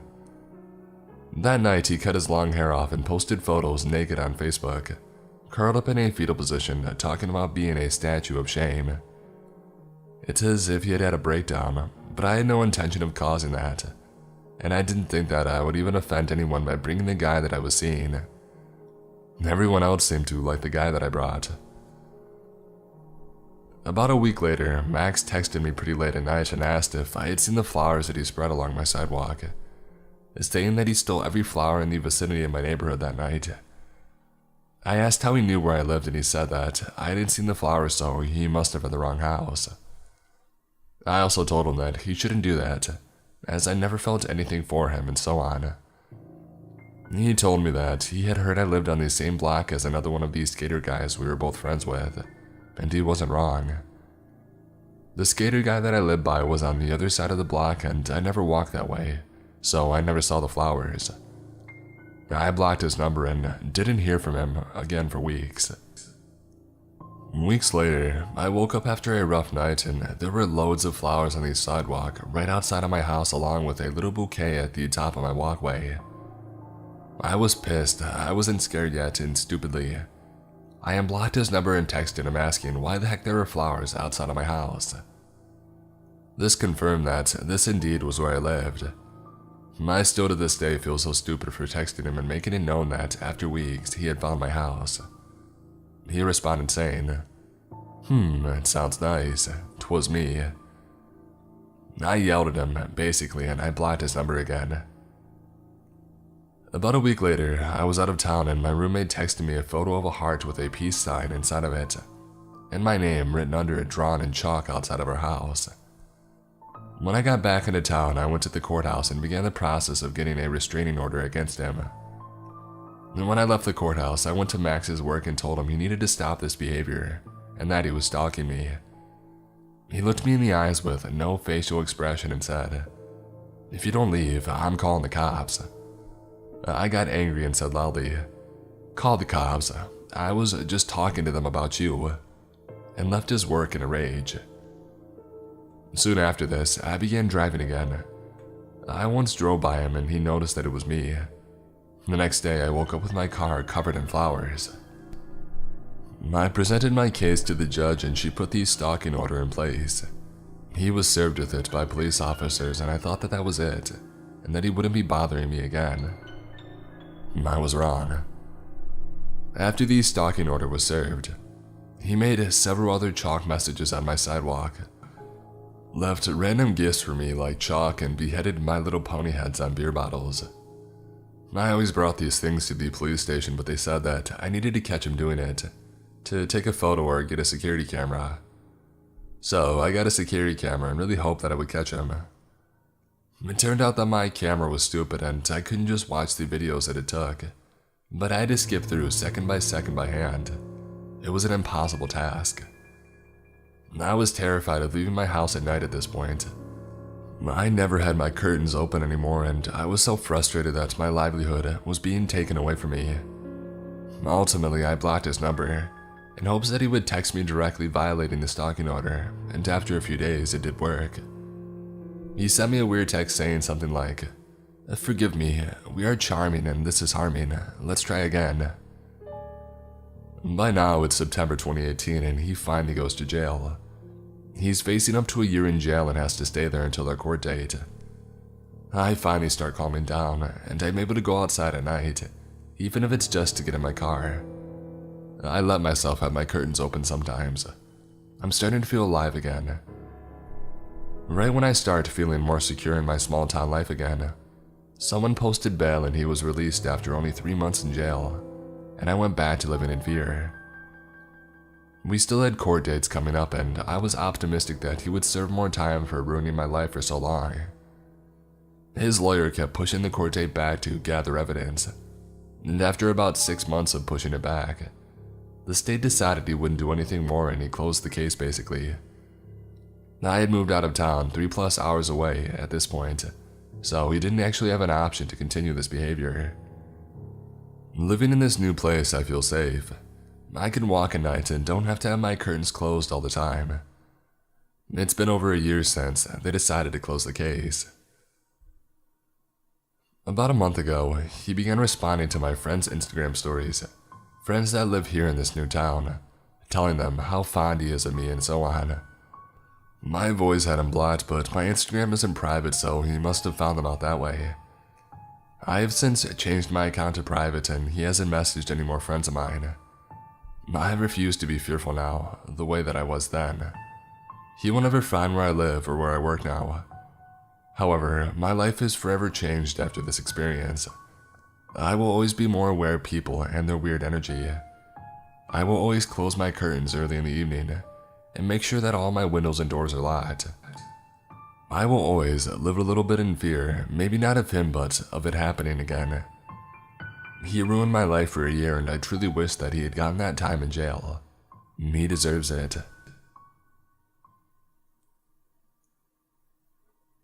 To start, I need to give some context. I was taking a Greyhound across the country as I was moving to seek assistance with mental health care. I had deep scratches on my face from a dissociative episode a couple of days prior to this event. This is a random detail, but it'll be important for a story dialogue. Obligatory, this happened back at the beginning of February. I had gotten stuck in Dallas due to my final bus being delayed by 2 days. I went online and booked a hotel to stay overnight, and would catch a flight out the following morning. The hotel had nice pictures and decent reviews online. It seemed legit. I took an Uber from the station to the hotel. It all started as I had arrived. There was a man standing outside of the lobby talking on his phone. I went in and he followed, still on the phone. I thought nothing of it as I assumed he was just waiting to get assistance at the front desk. I checked in and discovered the room that I was staying in was in the back of the lot. This hotel was filled with full suites and all of them had private entrances. It was essentially set up as a huge apartment area. The man walked back outside as I was finishing up the check-in process. I got my key and headed out of the lobby to walk across the lot. I had a big suitcase filled with everything that I could fit. I also had a weighted blanket. It was a struggle to wrangle them both, and after 2 days straight of being on a bus, it was difficult for me to wrangle it all, and I dropped my suitcase and blanket. The man watched me as I picked everything up in front of him. Do you need any help with that? He asked. I told him that I was fine, but thank you for the offer. Once I got my stuff gathered again, I began my long journey of walking towards the back of the lot to get into my room. The man followed. "So, are you from Dallas?" he began. "No, sorry." And then I wasn't planning on staying longer than the evening. He followed me in silence for a moment, so I asked how long he was going to be in Dallas. As we're in a hotel lot, and I assumed that he would be passing by as well. "Nah, I'm from here," he answered. Red flag number 1, enter gut feeling. I told him it was weird that he was at a hotel then, and still continued to walk, hoping my lack of conversation would give him the hint to leave me alone, but he was persistent. We had small talk for a moment, and I paused walking to take a look at the room number again. I was obviously lost and not sure where I was going, thanks to the vague details of the front desk representative. "What room are you in?" he asked. I told him the building, hoping that he would point me in the right direction and finally lead me to be on my way. He told me that he knew where that was and said to continue going straight. It was the last building on the right. Great, but red flag number 2. Why was he so familiar with the hotel's lot layout? I told him thank you and pressed on. He continued to follow, told me he wanted to make sure that I made it to my room okay. I responded by telling him that it wasn't necessary, but I had appreciated the offer. He wasn't listening. We walked for a few feet and a van pulled up. "Hold up," he said. "I gotta stop at this car quick." I was relieved, and I was sure he would get distracted by conversation and finally leave me be. I looked around the lot, trying to spot a building number and make sure that I was headed in the right direction. As I was checking my surroundings to gauge my location, I saw that a woman hopped out of the van. She handed him money and hopped back in the van and left. No more than a minute passed and the interaction was over. I didn't get to make it that far and he was jogging back toward me. Red flag number 3. "So you're here for business then," I said. He then proceeded to ask me what I meant. "You're trapping. I saw what just happened." He was silent but still continued to follow me. He then asked me what made me think that.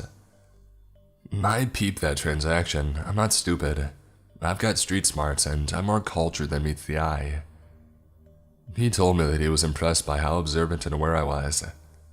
"I'm not interested in joining your business now, leave me alone. I'm not the one," I then told him. He laughed and proceeded to tell me that he could help me make a lot of money. Red flags validated. I told him that I wasn't interested in making money with him. I then stated that I wasn't going to snitch on him and that he's good to do him. I then stopped again to gauge where I was. The lot was getting darker the further back we went. I then repeated again that he didn't need to walk me to my room. I'm not interested in trapping and told him to go put that energy elsewhere. He then proceeded to tell me that he was just interested in making friends, and not everyone in the world is malicious. I told him that may be true, but I'm severely distrusting of people. I mentioned that I keep my circle small and wasn't looking to expand it. "Dang," he replied. At this point, my mouth was popping off. I turned on the attitude, as nicely telling him to screw off wasn't getting through his thick head. Again, we walked in silence for a moment. "You don't have to be so mean," he began. "You're really beautiful. What happened to your face? Why do you have those scratches?" I then decided to try and intimidate him or scare him away. "I did it to myself," I told him. "Why? You're too beautiful for that, girl. Don't do that to your face. You'll take away from your beauty," he replied. He then asked what I was doing in Dallas and wanted to know what I was doing that night. I told him no and that I was on my way to the loony bin because I'm freaking crazy. I then stated that he didn't want these problems. And again, I'm not the one. I'm almost there. He ended up following me to my room, continuously telling me that he wanted to get to know me and that he wasn't going to hurt me. I kept up my attitude with my responses and declining his advances. He followed me all the way to my room. I couldn't roll my suitcase in, and again, I ended up dropping my things. He picked them up and I opened the door. He then just walked into the suite and put my things in the living area. Thanks, I guess, I told him, keeping the door open behind me.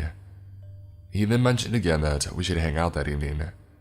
I declined once more and mentioned that I have a flight out in the morning. I was mostly interested in going to bed. He stood across the room from me, and again we found ourselves sitting in silence. So, you really don't want to be friends, he said, again repeating that he wasn't going to hurt me and that not everybody in the world is bad. I was sick of it at this point and told him to leave. He sat on the couch in the living area, unfazed by my attitude towards him. You smoke? I can roll us one, he offered. I'd have to go back to my room to get it for us. Perfect, I thought. If I say yes, I can get him out, turn out all the lights, and not answer the door when he comes back. I told him, sure, go get it. He then asked if I would let him hit it when he gets back. I busted out laughing and told him, nah, I'm not the one. I told you that I don't want to make money with you. For those of you who may not be familiar with what's going on, he was trying to take me for a test drive. A pimp's got to test his goods before he distributes the product. A poor time makes for bad business. I may have seemed cool as a cucumber on the outside, but inside, I was shook by this whole situation and felt extremely uncomfortable. Again, he told me how much money I would make. At this point, alarms were blaring in my head. This man needed to leave. This had gone too far and I didn't feel right. What's your name? I asked. He told me a street name. Nah, I don't play that. Give me your ID. If I was about to get kidnapped or murdered, that information would be crucial. He did. His name was Donovan. I noted his birth date and tried to retain the ID number. I handed his ID back to him. We sat in silence once more, him still on the couch, me standing by the still open door. My eyes never diverting from him, watching his every move. So you're not going to let me hit it then? He asked. Once again, I rejected the statement and said that he could leave any time. I also reminded him that I'm freaking crazy and he should probably leave me because he was pissing me off at this point. I wanted to go to bed. I wanted to get out of fight or flight mode. I wanted to beat the crap out of this man. To be honest, looking back, I think he liked the attitude. I flipped the switch and turned off the attitude and then decided to tell him, you know what, yeah, we can chill. Go roll the blunt. I could use one. We can chat and get to know each other. See where it leads. He smiled and said, right, cool, and told me that he would be back. I immediately closed and locked the door behind him, texted his information to a couple of friends and my mom without context, grabbed a knife from the kitchen, and checked to make sure that all the windows were locked. At this point, it had been an hour since I had checked in. It took about 20 minutes to walk to and find my room from the front of the lot. The rest of the time was spent convincing him to leave my room. All this time, my mom had been blowing me up, worried that I didn't make it to my hotel safely. I called her and explained what had happened. She then proceeded to hang up on me, call the front desk, demanded I get a room next to the lobby, and alerted them of what happened to me. I don't know if he ever came back, as the manager was there within minutes and drove me to my new room. She apologized and stated that the man was there often and never caused any problems. This statement raised more questions than answers for me.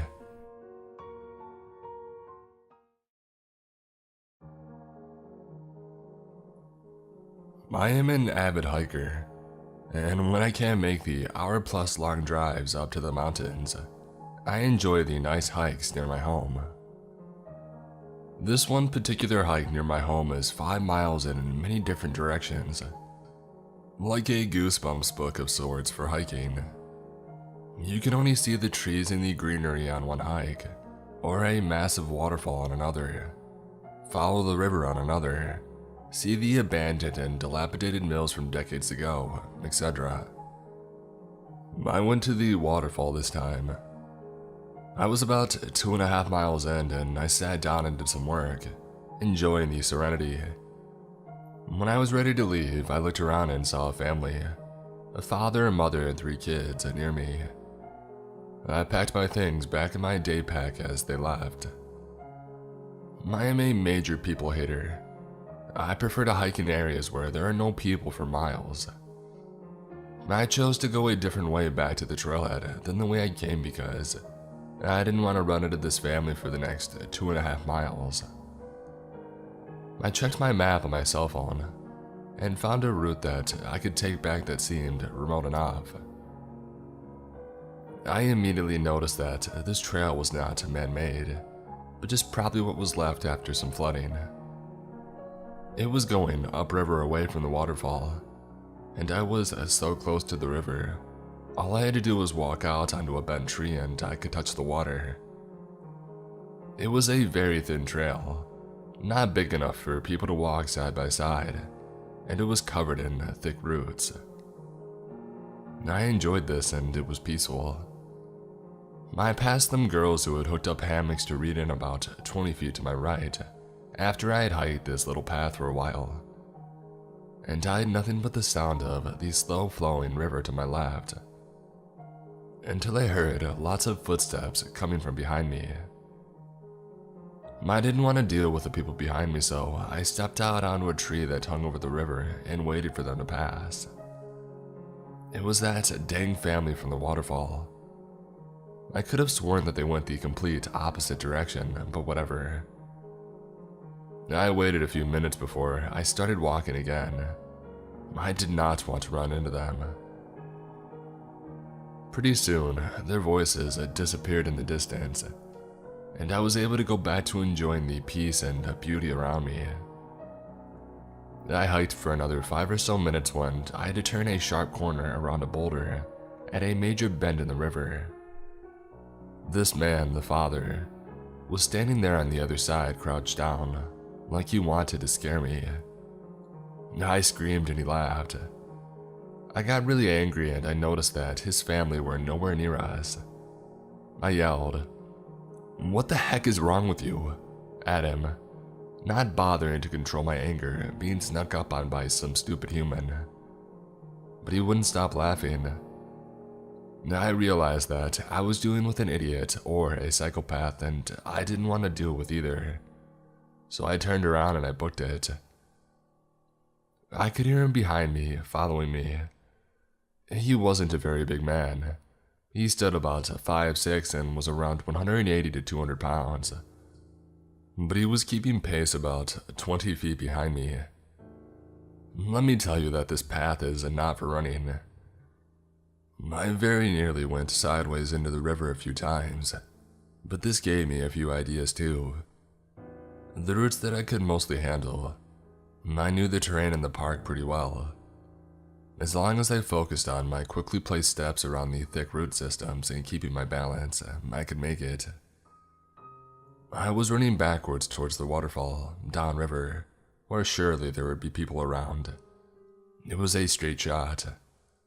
But then, I remembered the hammock girls and I remembered that they were slightly hidden, and if I picked up the speed, dude behind me would miss me turning because of the natural curves of this path.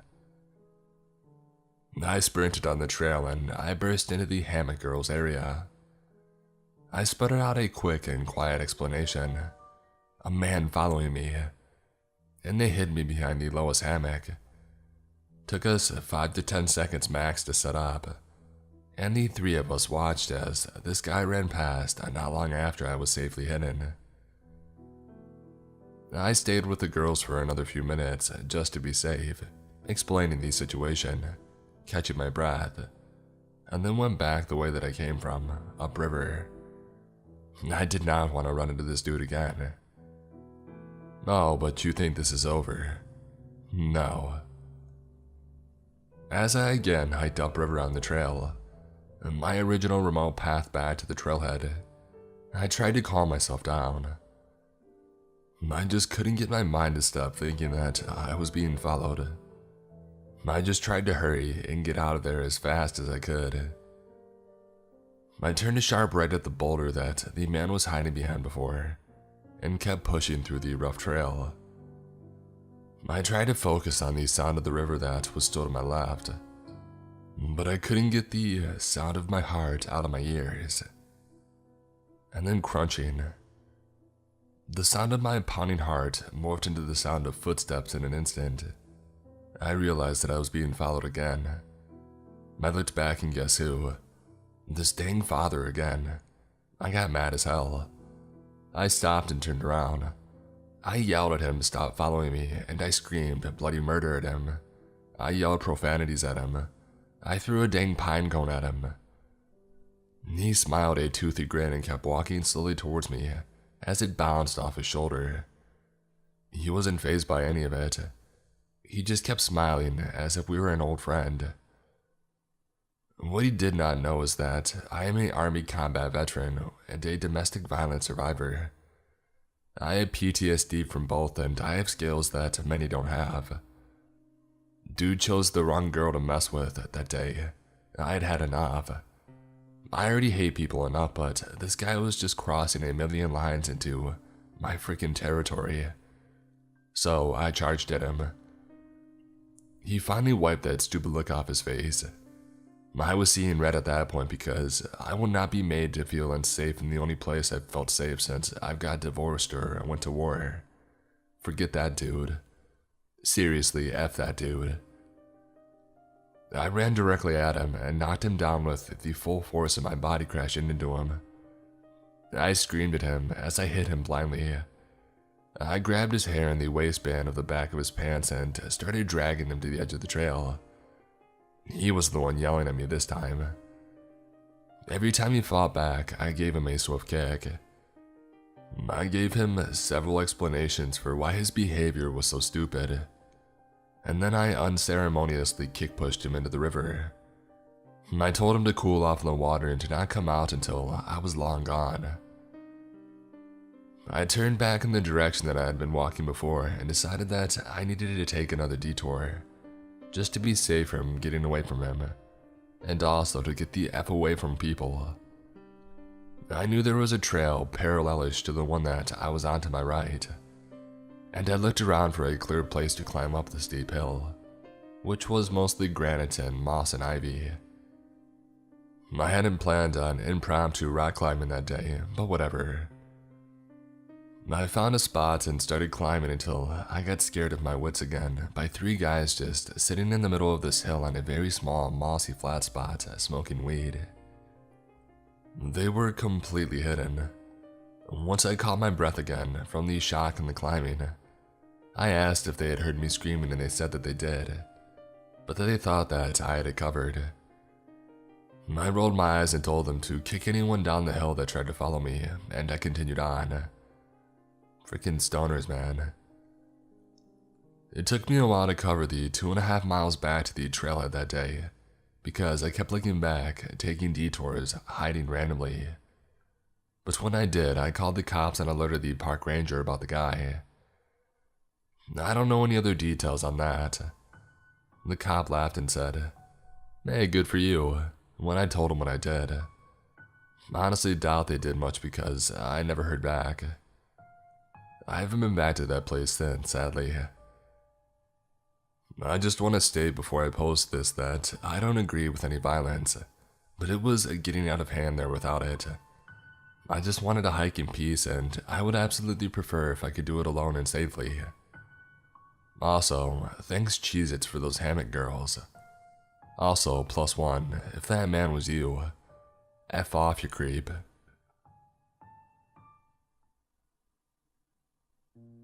A few months back, my girlfriend and I were bored hanging around the house and spontaneously decided to go for a hike. We don't go hiking often, but the idea appealed to both of us.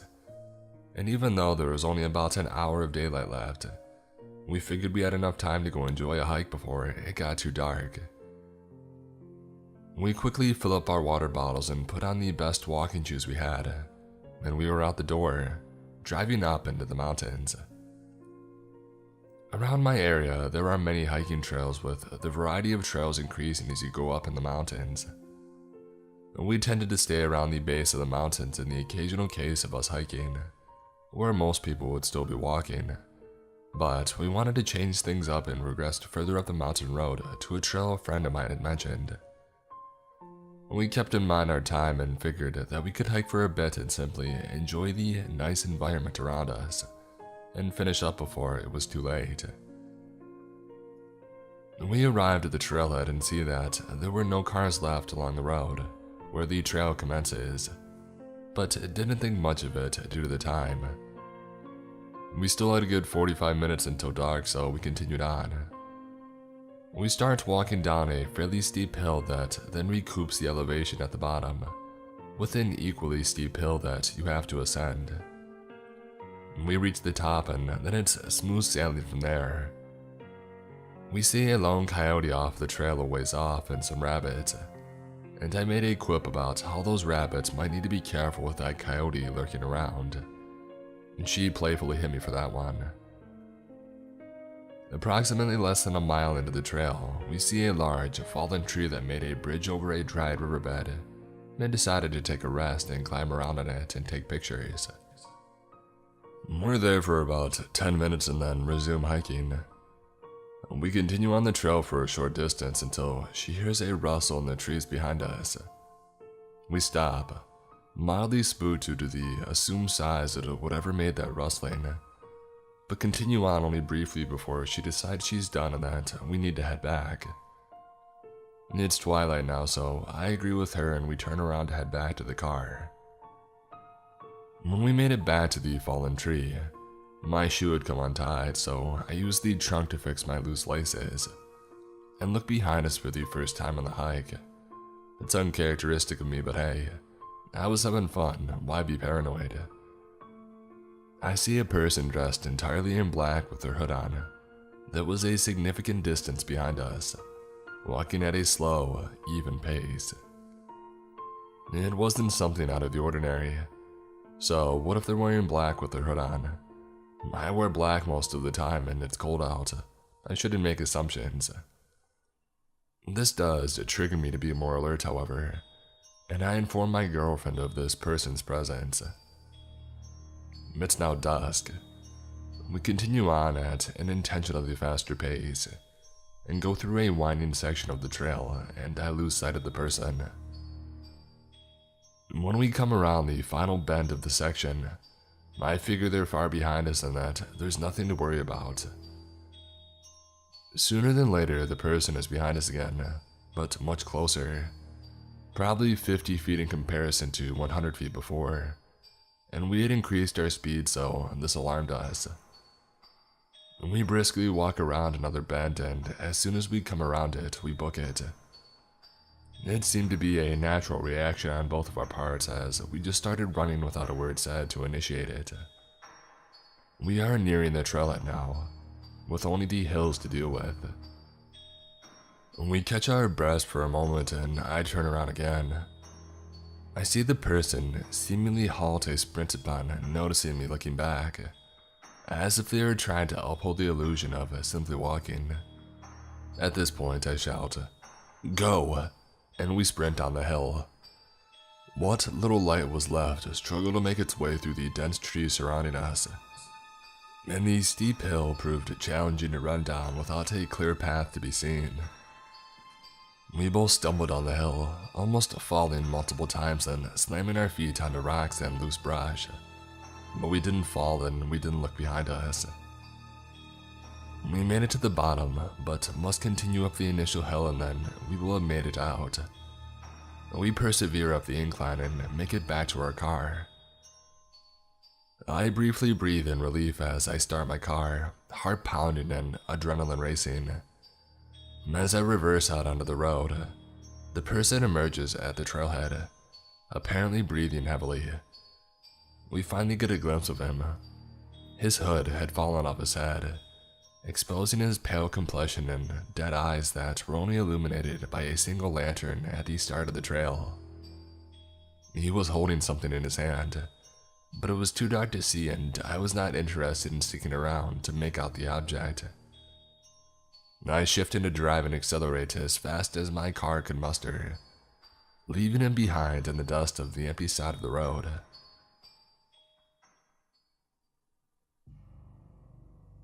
This happened last fall when the weather was cooling down but wasn't too cold.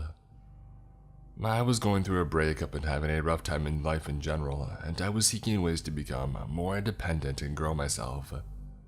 So, I decided to run to a park 30 minutes away from my city to enjoy the sunset. This was in November, so the park was almost completely empty. I passed 2 cars while driving in. One was empty, but I noticed that the second car I passed was parked in the parking lot, with the headlights on. I couldn't see how many people were inside, but I instantly got a bad feeling. Whatever I'd told myself, I was being silly and that I shouldn't let stupid fear prevent me from enjoying the sunset.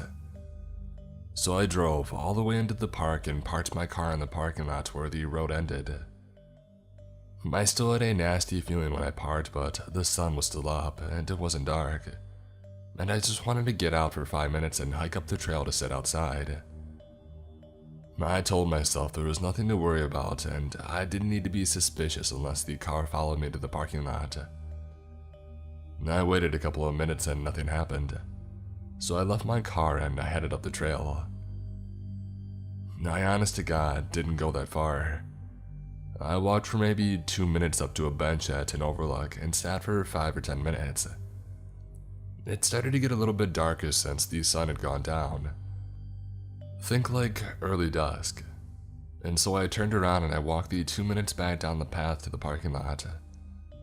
There was a little bend in the path before it got to the lot, and as soon as I rounded the bend, my stomach fell. The car was sitting between the trailhead and my car. I can't even describe just how terrifying that feeling was. I knew something was wrong in that very moment. I called my mom and then I called the police and asked them to come to my car because I didn't feel safe returning to my car alone. For reference, I am a short and skinny girl. After speaking to the police officer, I called my mom again and stayed on the phone with her for 30 minutes waiting up the trail for an officer. Those minutes were some of the most dreadful minutes I had ever experienced. It was a park, so there were coyotes howling nearby and an owl. It was getting darker every second, and I was just staring down the path, waiting for whoever was in the car to decide to come looking for me. After what felt like an eternity, an officer finally arrived. I saw his lights and finally headed back down the trail to my car. Sure enough, there was a man sitting in the driver's side of the car in the lot. The officer told me the man was just sleeping, but I'm not so sure. I passed his car while I was driving and he followed my car to the parking lot that I was in. There were plenty of empty lots to sleep in. If somebody decided to sleep in their car in a park, which I think is illegal anyway, I don't think they would choose to park right next to another car. Not to mention, I had only been away from my car for maybe 15 minutes at the most, and he had parked between the trailhead and my car. So he would see me return to my car and I would have to pass him before I could get into my vehicle. The whole situation scared me from ever going to the park alone again. So, stranger in the woods, please, let's not meet.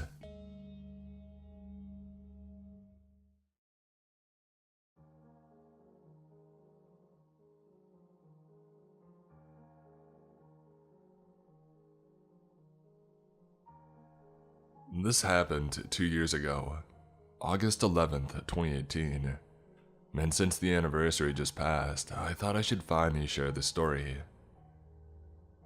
My fiance and I were on the second night of our 2-night camping trip at a popular campground about a half hour from where we live. On our first night, we kept hearing noises in the woods around us.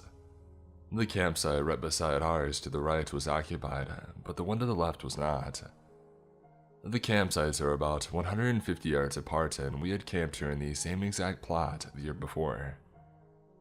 Needless to say, we were familiar with the area and the various kinds of animals that live in the woods. The first night, we heard shuffling around our tent. It was obviously something large moving around. We brushed it off and assumed it was just a deer. Now back to the main event. On August 11th, we spent the day at the battlefields a town over with my family. They had all been invited to join us for the day by my fiance, as a surprise for me while he proposed to me. We stayed with my family into the evening, about 6 p.m., before heading back to our campsite. When we got back, things were really odd. Someone had obviously been in our tent. Our blankets were thrown around, clothes were on the floor, and my backpack had been rearranged and I was missing underwear. But hey, we were stupid 19-year-olds and decided that since whoever had busted in had left and hadn't taken anything important, it was fine and they wouldn't come back. So we set up a campfire and sat out until it was dark, roasting hot dogs and s'mores, smoking cigarettes and celebrating our engagement. Around 9:30 p.m., we put out our fire and decided to go into our tent for the night to celebrate a little more. Nothing too loud or obnoxious. Immediately after we finished, we started to hear the noises outside of our tent again, but this time we focused in. We heard clear footsteps and at one point a man whispering. We looked at each other and our eyes got wide. Someone was definitely walking outside of our tent. We were still and completely silent, just listening to the footsteps, and we heard whispering again. Crap. Make that 2 men walking around our tent. As if we had the ability to read minds, my fiance said, "I have to go to the bathroom," and I agreed. The bathroom was up the hill from our site. Most people who were in lower sites like ours drove their cars up to the bathroom. Now, here's the part I still get chills thinking about. We got up and were getting dressed. My fiance had just turned on the light in our tent and put his binder on when a man spoke directly to us from right outside of the tent. "What are you doing?" I can't even describe how malicious and menacing the voice sounded. It was clearly directed at us and he said it with a snicker. He was watching us through the walls of the tent. Again, for this part, we were stupid 19-year-olds, so we decided to just run for it to the car. My fiance grabbed his pocket knife and his keys and stepped out of the tent. He pulled me with him and we ran like hell to the car. I heard footsteps running behind us and then turning and running up to another campsite. At the bathroom, we talked over our options. We talked about sleeping in the car or driving into the town. And then we had another idea. We drove back to our campsite and began packing everything into the car. At this point, it was around midnight. We moved faster than I think either of us thought possible, wrapping up the tent with our belongings still in it and grabbing our folding chairs. We were all packed in 5 minutes and hopped into the car to leave.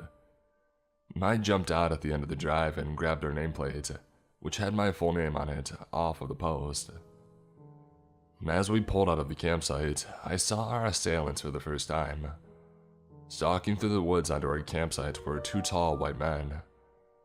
I realized that these were the same men who had been driving past our campsite the whole time that we were there, just glaring at us and muttering to each other. One was wearing camo hunting gear, and the other was wearing a Confederate flag tank top. Both were carrying large hunting knives, unsheathed and at the ready. They turned when I saw our car driving away and one started to make chase while the other stopped him. I made eye contact with the man in camo, and he smiled the most terrifyingly evil smile at me and shook his head slowly.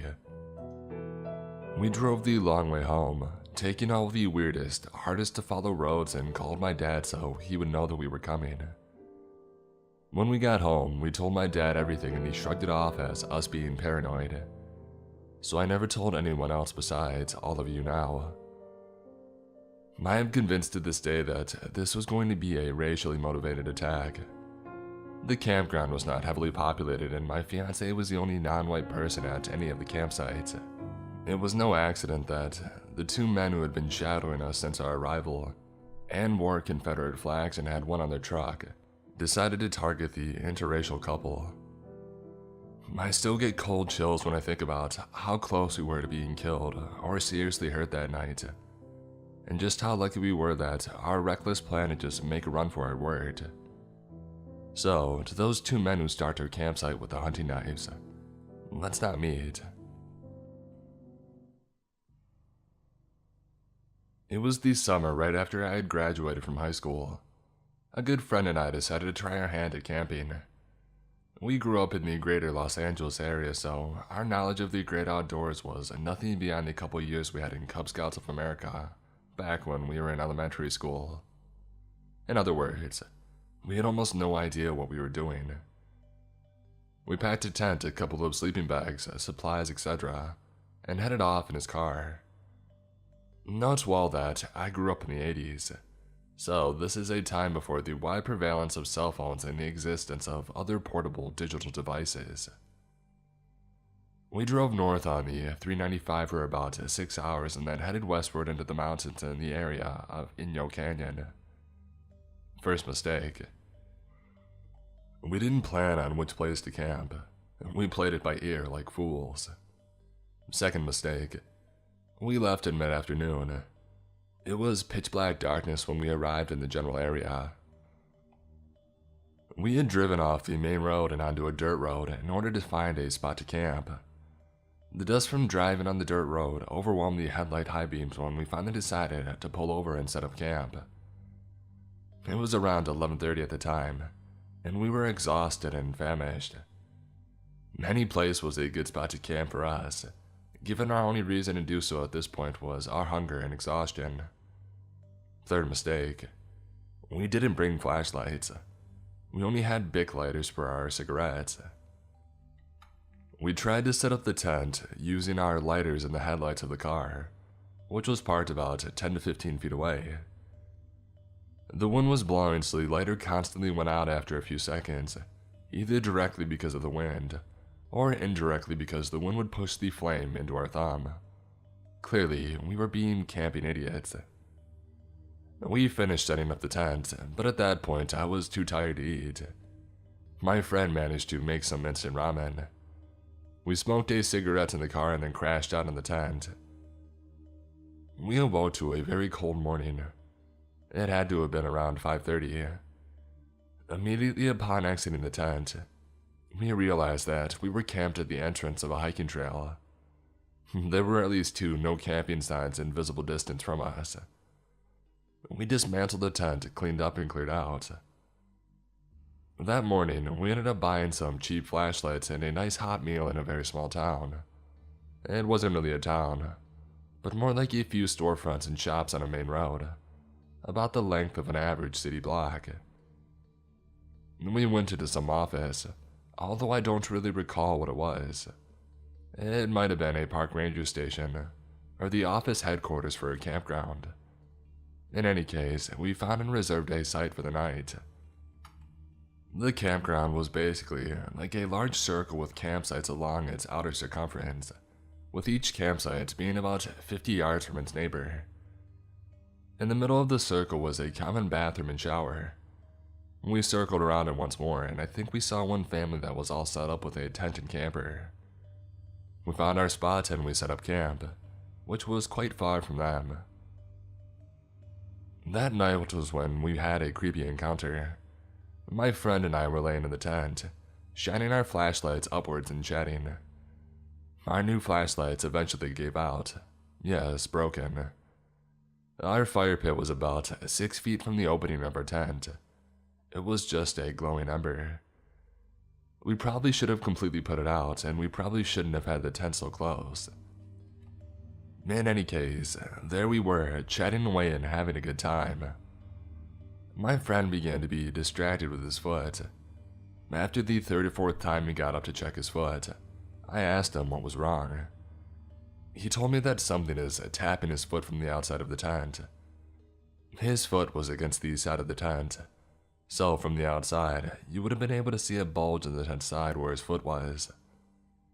It was as if pebbles were being thrown at his foot through the tent.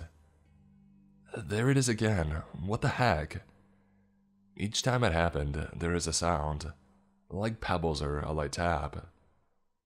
We sort of laughed it off, assuming that it was a twig or grass moving in the wind, or perhaps a loose strap on the outside of the tent.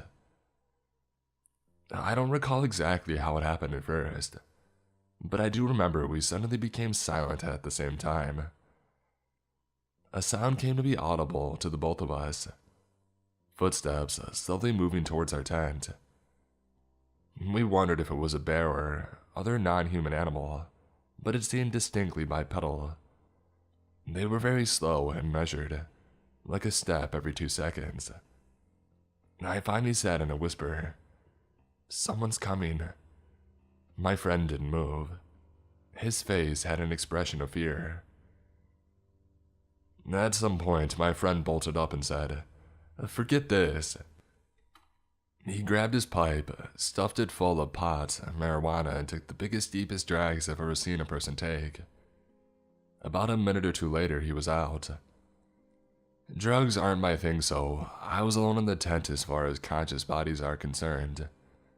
I was sitting up at this point, and I had taken out the only weapon that I had, a Swiss Army pocket knife. I took out the big and small blades, as well as the ice pick in the middle, and held it like some ridiculous melee weapon. I could see the glowing embers in the fire pit through the sheer nylon material of our tent, and I was able to roughly but barely discern some of the rocks around it. I watched and listened intently. The footsteps came closer, and at the same slow pace. With each step, I could hear the dirt and rocks underfoot crunching and grinding. At some point, it was clear to me that whoever it was standing between the tent and the fire pit. For my fuzzy line of sight to the burning embers through the nylon tent became obscured by someone outside the tent. The footsteps stopped right at the front of the tent, about 6 to 8 inches, no more than a foot, from the entrance to the tent. It was silent for about 1 minute, and then I heard a click. At exactly the same time, I clearly saw through the nylon tent wall a flashlight turn on.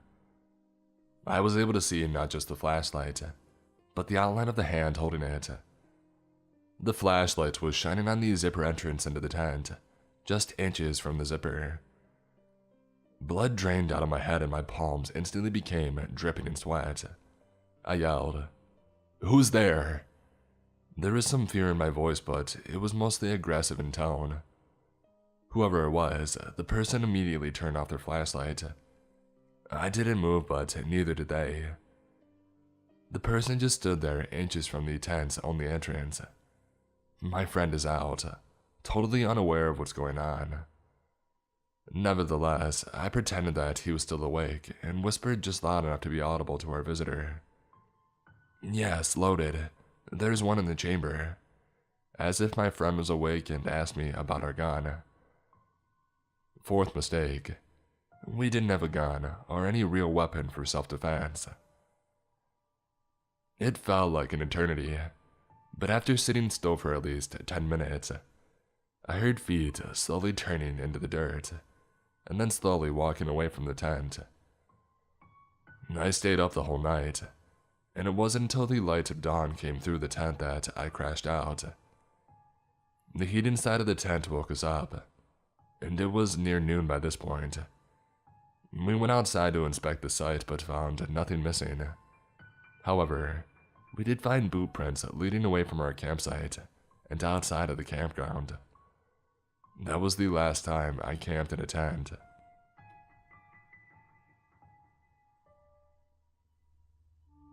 For a little background story, I am a scout since I am 8 years old, and last year I was the leader of my team, so I had to do all of the paperwork and calls for finding places to camp.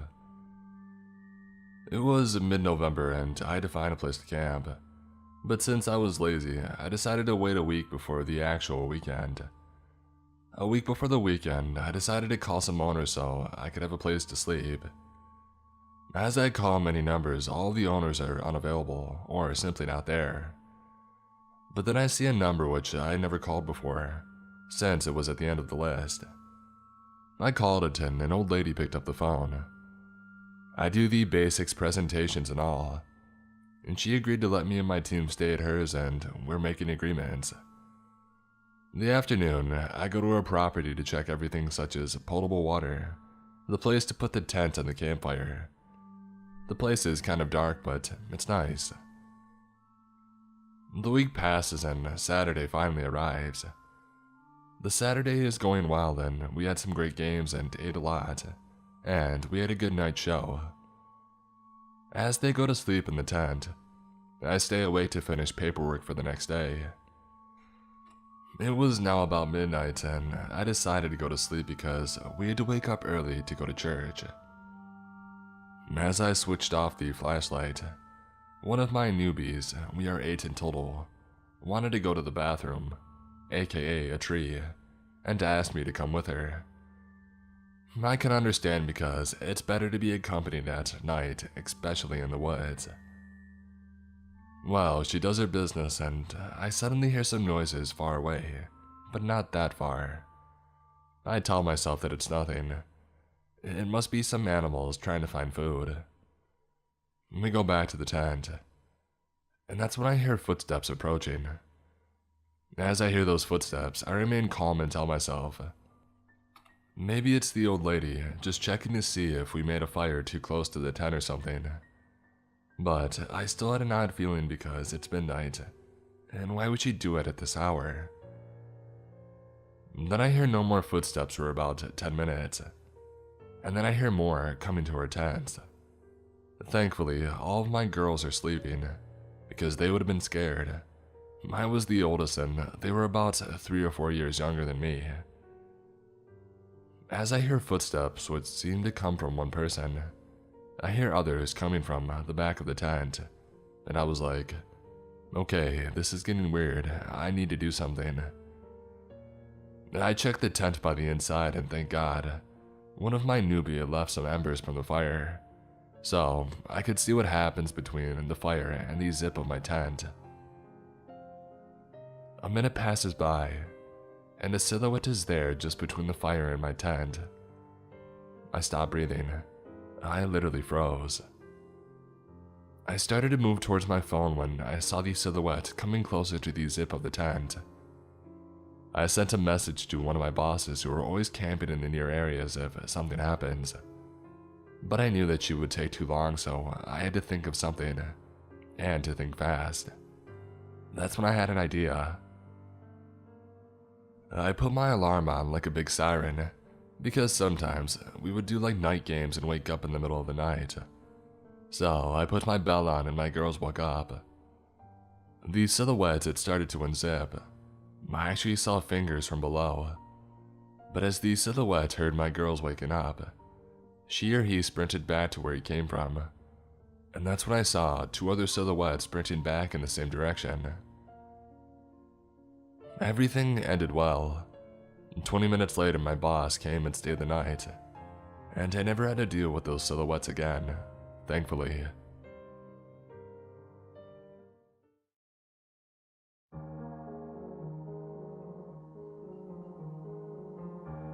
Hey guys, I've recently discovered this thread and have decided to tell you about a creepy event that had happened to me not too long ago.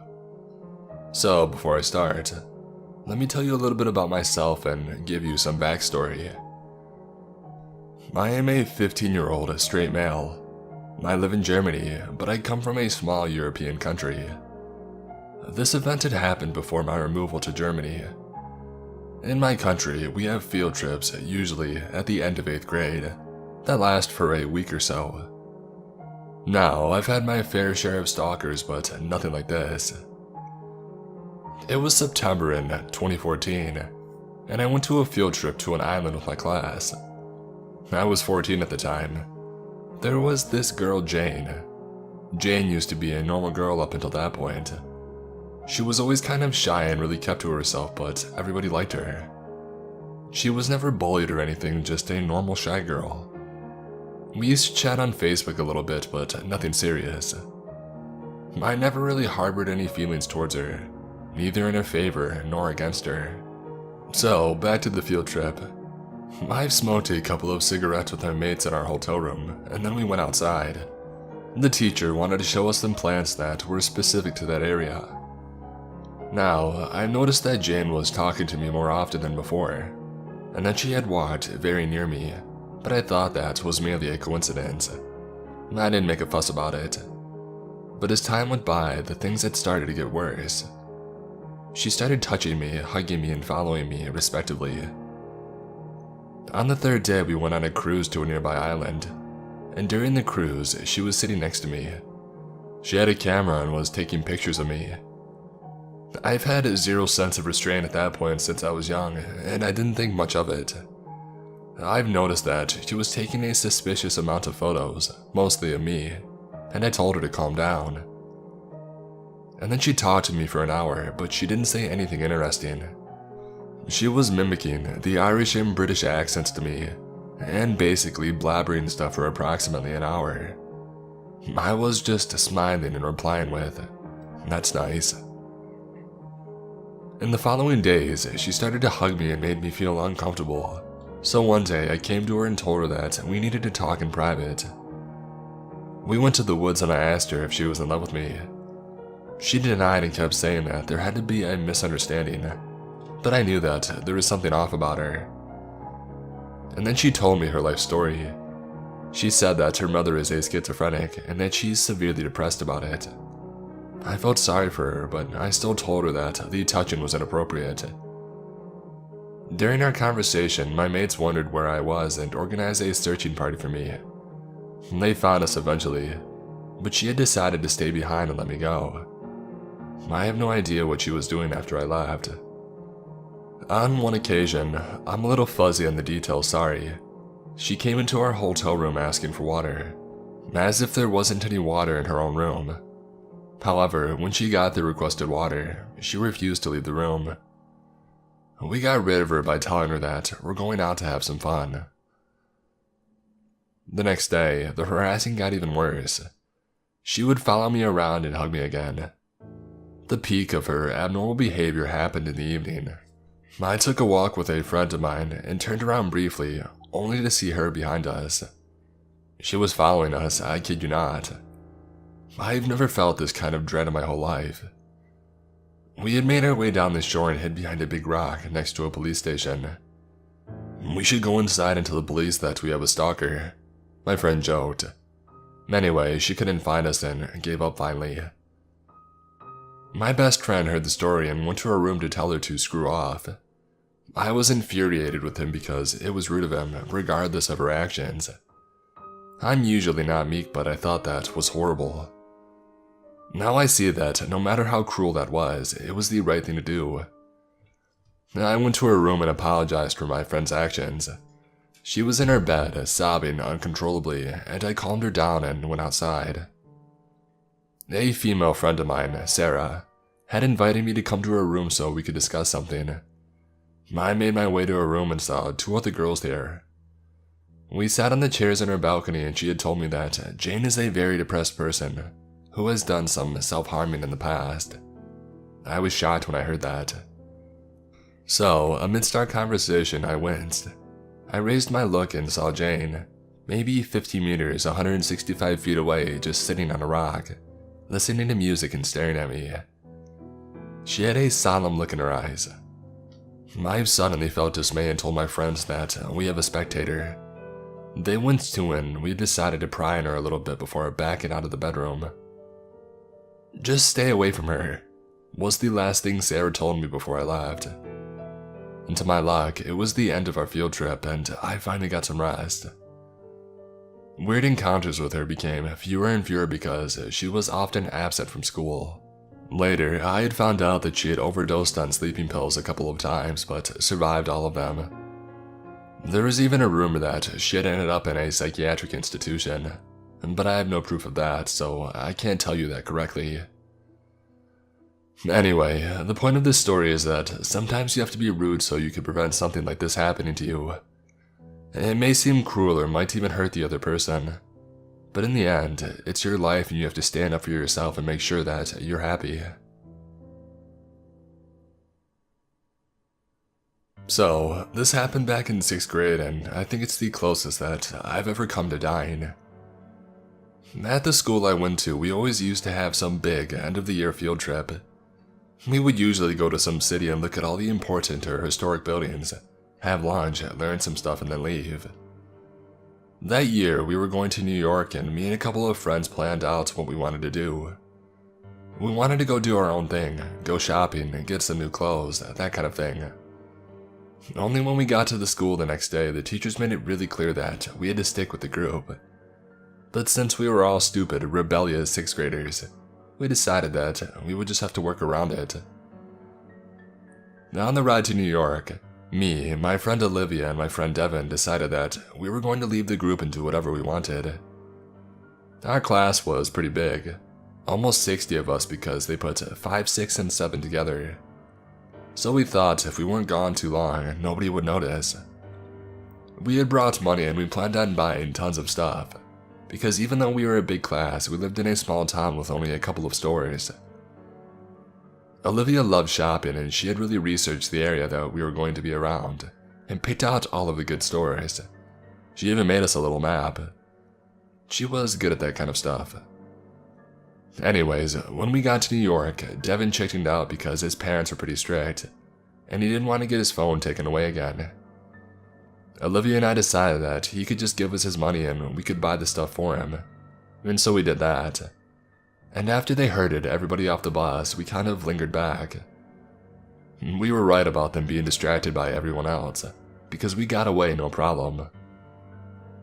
Olivia's map worked out pretty good, and we were gone probably 10 or 20 minutes before stuff started getting scary.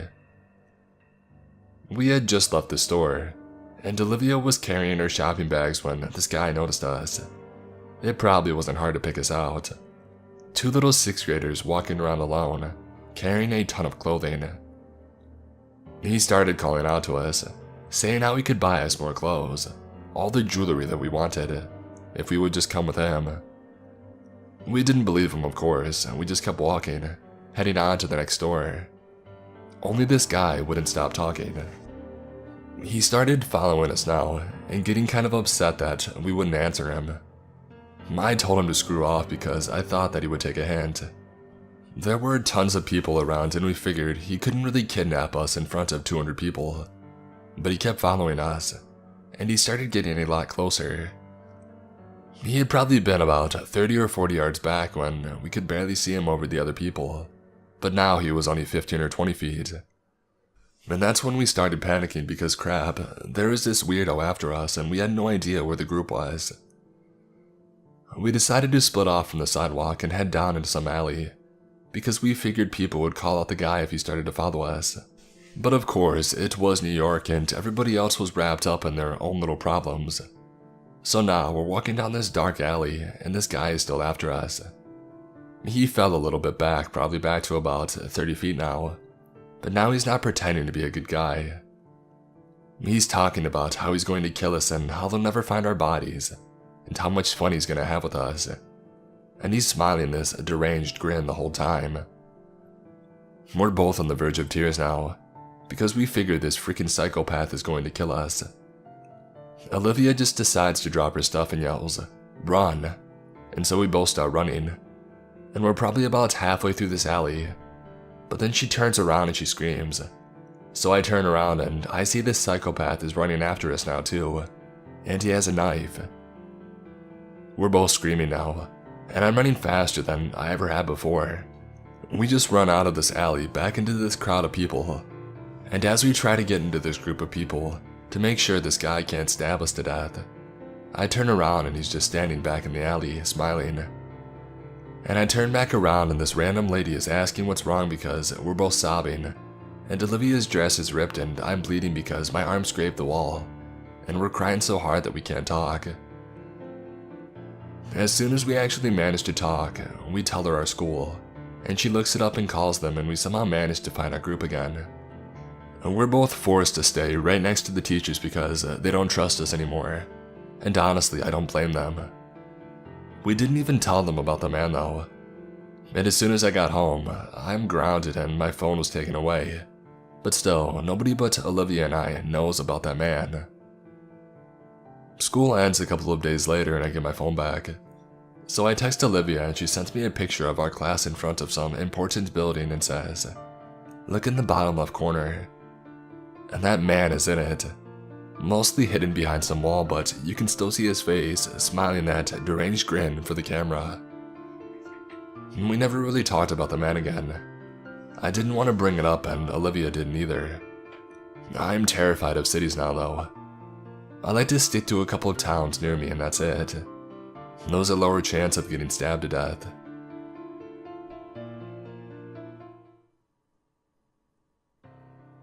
Okay, so basically, I was in high school and I had a friend who was 4 years my senior, referring to him as Ronaldo. Now, Ronaldo and I met during a school production and we got close. He treats me like a sister and I treat him like a brother. So, we hang out a couple of times in school and he would always smuggle me food from outside, because he has senior privileges. Cue his creepy friend, AJ. So, AJ is Ronaldo's friend and they are the same age. I met him on a school trip and he was nice and all. I didn't know that many people and I hoped to be acquainted with my fellow schoolmates, some of which were older and some who were my age. So, I ended up engaging in small talk with him and trying to be as friendly as possible. It turns out that he and Ronaldo were friends, sort of, and that would mean that when Ronaldo and I hang out, he might tag along, especially if we are in a group of other friends, all of them who are older than me. So being polite, I would talk to him and make sure that he was a part of the conversation, and he didn't feel left out with so many people around. I think about 7 other people. He graduates and then I don't see him, but he added me on Facebook, where he would message me on occasion and I didn't think anything of it. Until one day he came back for an alumni event about 3 years later. I was at school late, supporting a friend who had a recital. As that was a formal event, I wore a dress and I put on some makeup. So there he is, catching me out of nowhere as I happened to walk by, and he said that I looked great and that we should hang out sometime, which I didn't think was odd at the time. And I said maybe, and promptly left because I knew the recital was starting soon.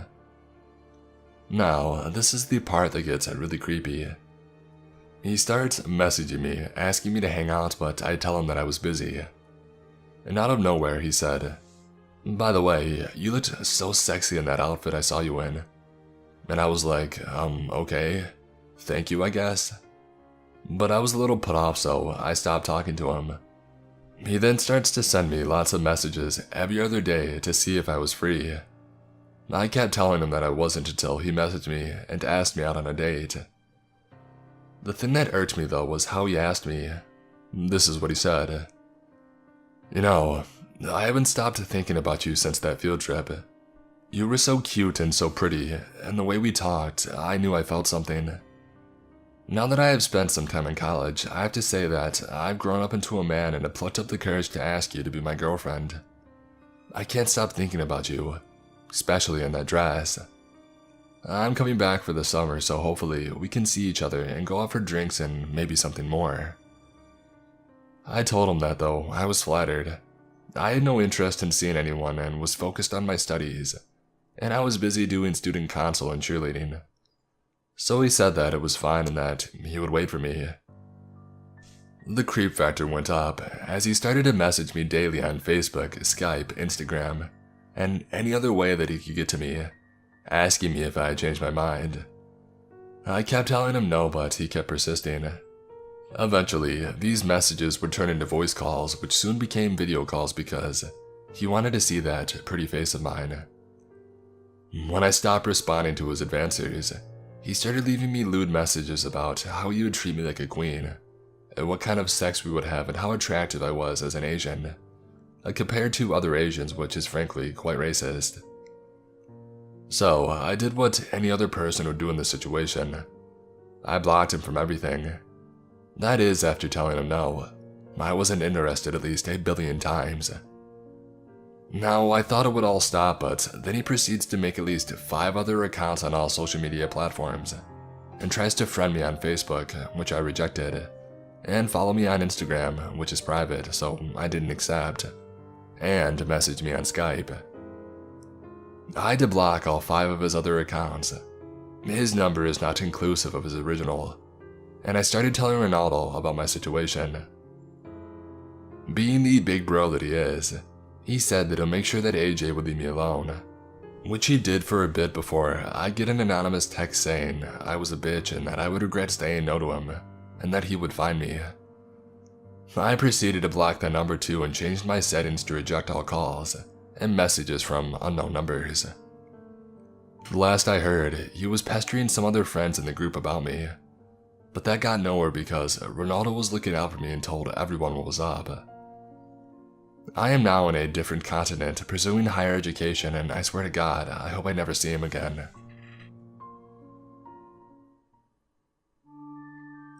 In my graduation year in high school, my class went to a trip to a beach town. I was always a loner in school, and the only friend I had in school didn't go to this trip. I never interacted much with my classmates. At a point in this trip, we, about 21 people, were left in a famous seaside street, filled with bars and restaurants. We were allowed to be free and have fun and eat and drink wherever we wanted. It was nighttime, and we could do as we pleased in that street until midnight. My classmates started grouping up and choosing places to eat and drink, and despair took over me as I hated grouping up. As always, I was alone and decided to wander around and find a place to have dinner by myself. Looking at the restaurants, I found a really cute one that served artisanal pasta, and it was empty. An old man was almost begging people to come take a look. I was such a good guy before this trip that I couldn't say no to not eating there, and I made the old guy and the owner happy. As I ate my tagliatelle with octopus, the worst dish I ever had, a hobo sat at the floor by me and started chatting. I was eating outside. I was such a good guy that I thought, oh, I don't need to pretend that he's invisible. He's a person just like me, and I chatted with him. He asked if the food was good and chatty things like this. When the owner saw the hobo, he came right at him, yelling at him to leave. I was like, no, it's fine, we're just talking, and they gave up. The hobo said that he was hungry and if I could buy him food, and I said yes. I told him that he had a restaurant that he really liked and he would like food from there. I offered him money. He denied and said that he couldn't buy the food himself because the people there don't like him. So I said, sure, let me finish here and I'll go buy it for you. He waited patiently. After I was finished, he guided me to the said restaurant. We passed by the more populous part of the street where some of the others were, and a classmate that I should allow myself to call a friend now asked where I was going with the hobo. I said that I was going to buy him food and that it was okay. She didn't appear to accept it, but I proceeded following the hobo.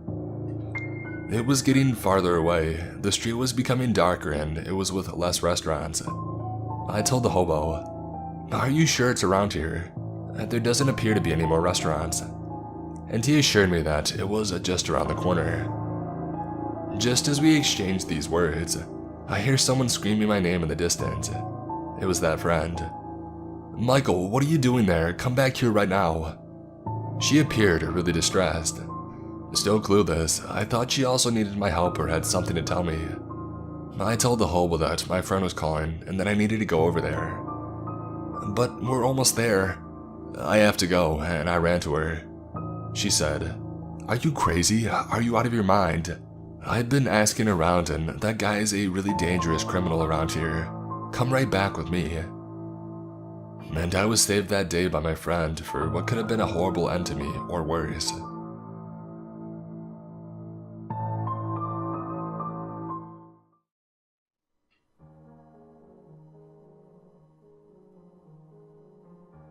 Back when I was in high school, my friends and I loved exploring creepy places. A few of us had a driver's license, so on weekend nights, we would gather a group of 6 to 10 people and go on an adventure.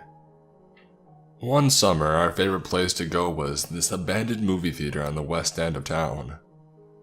This place had closed down probably about 3 years before we started visiting it, and in that time it had become a rundown building.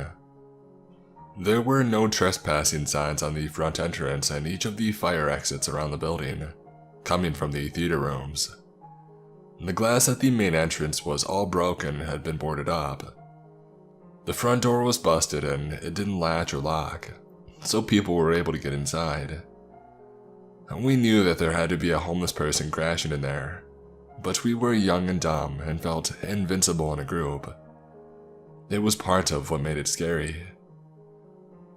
We would always wait until between 11 p.m. and 2 a.m. to go into places like this, because we didn't want to have anyone see or hear us and report us to the police.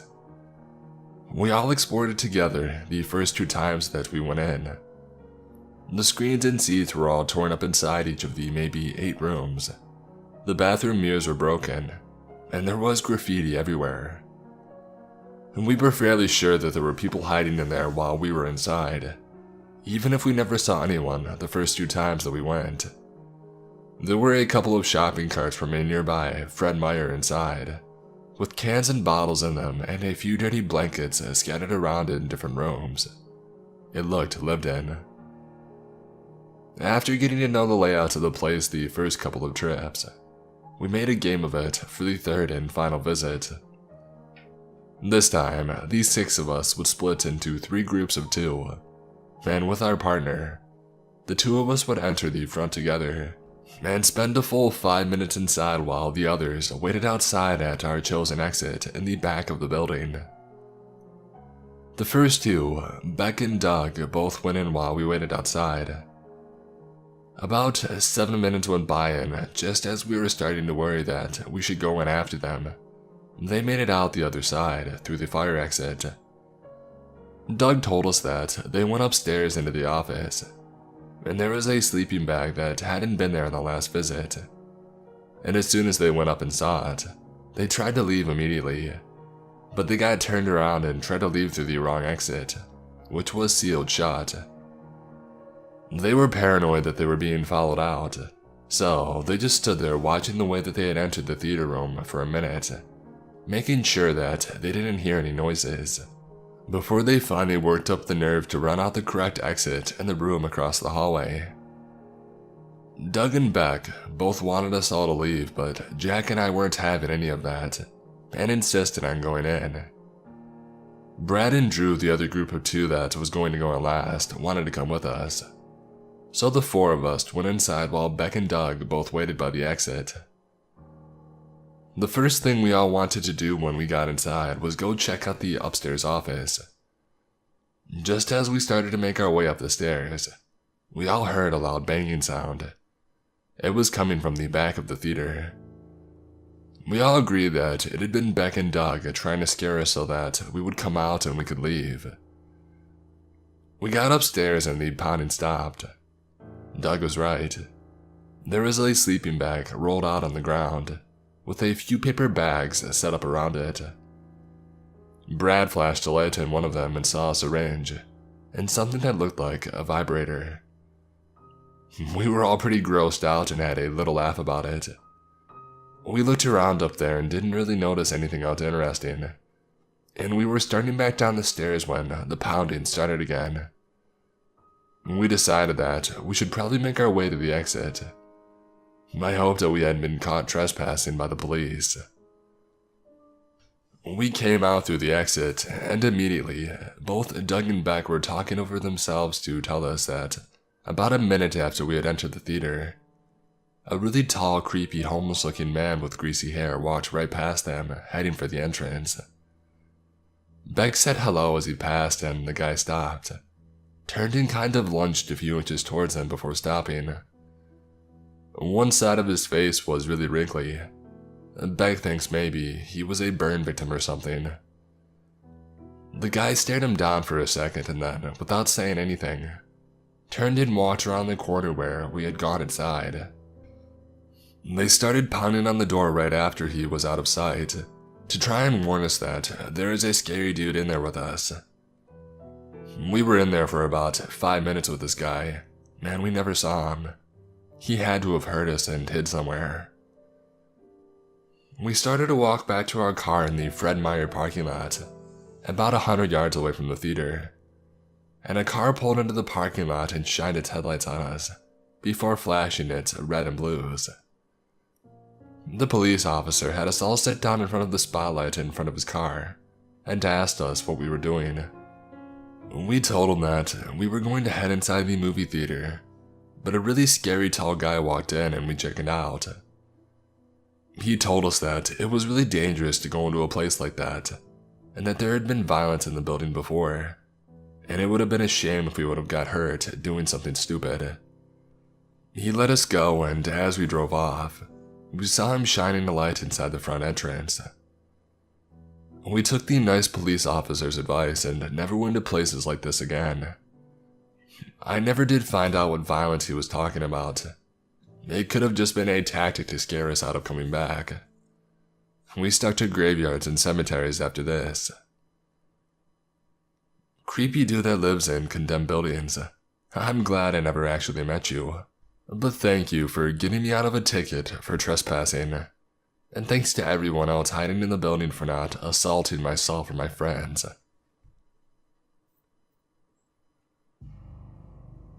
Back in high school, my friends and I would love to go to our local movie theater that was situated inside of our shopping mall. We usually would travel in big groups, but this time, it was only my friend Alex and I. We picked up a late night showing of some obscure movie. I can't recall the name because this happened years ago, and arrived on time to find our seats. Since the showing was late and the movie wasn't a box office hit, the theater was empty. We situated ourselves in the middle, where we could get a perfect view of the screen. Strangely enough, a couple that arrived late decided to sit in a row, with only 2 seats between us and them. My friend and I exchanged confused looks and then shrugged it off, figuring it was solely because we had prime viewing seats. As the theater got dark, things got a little weird. The woman of the pair kept looking over at us every few minutes. The first couple times I figured she was just a nervous person and was adjusting to her surroundings. Yet maybe an hour into the movie, she kept the pattern up. She wasn't even discreet with her staring, because she would turn her head completely towards us. I could see her entire face. I still see it in my head today. I nudged my friend and told him about the girl staring, and he whispered that he had noticed too. At this point, I was feeling very anxious and almost wanted to leave the movie early. My friend didn't want to though, so I decided staying with him was safer than leaving alone. Plus, I was his ride home too, so I didn't really have a choice. Throughout the movie, the girl continued to look over. Every now and then, she would whisper something to her counterpart, but he himself never looked over. Once the movie ended, I grabbed my friend by the arm and told him that we should get going because it's late. He followed suit as I sprinted out of the theater.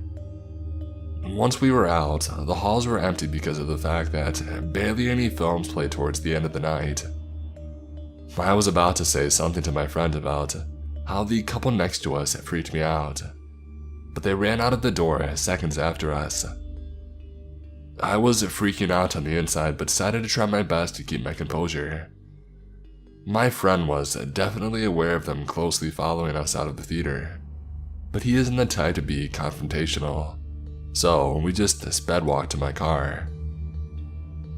Once we got in the car, my intuition told me to just get out of the parking garage as fast as I could. I saw the weird couple make it to their blue car, which was on the same parking garage level to us.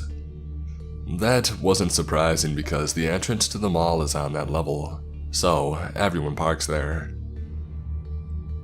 I sped out of the parking garage and drove towards the main street. I told him to keep a lookout and see if their blue car was following us. He looked back and said the coast was clear. I felt so relieved. Now, we were the only ones on the main highway because it was late at night and we live in a quiet, suburban area. And then, a few minutes later, a car came speeding up from behind and flashed their high beams at me. My heart started to race. My head just told me that it was them. I asked Alex if the car was blue, but he said that he couldn't tell. The light to turn left onto the next main street was green, so I took the left turn necessary to get to his neighborhood. The car backed off and turned on normal lights, but still, it turned left too.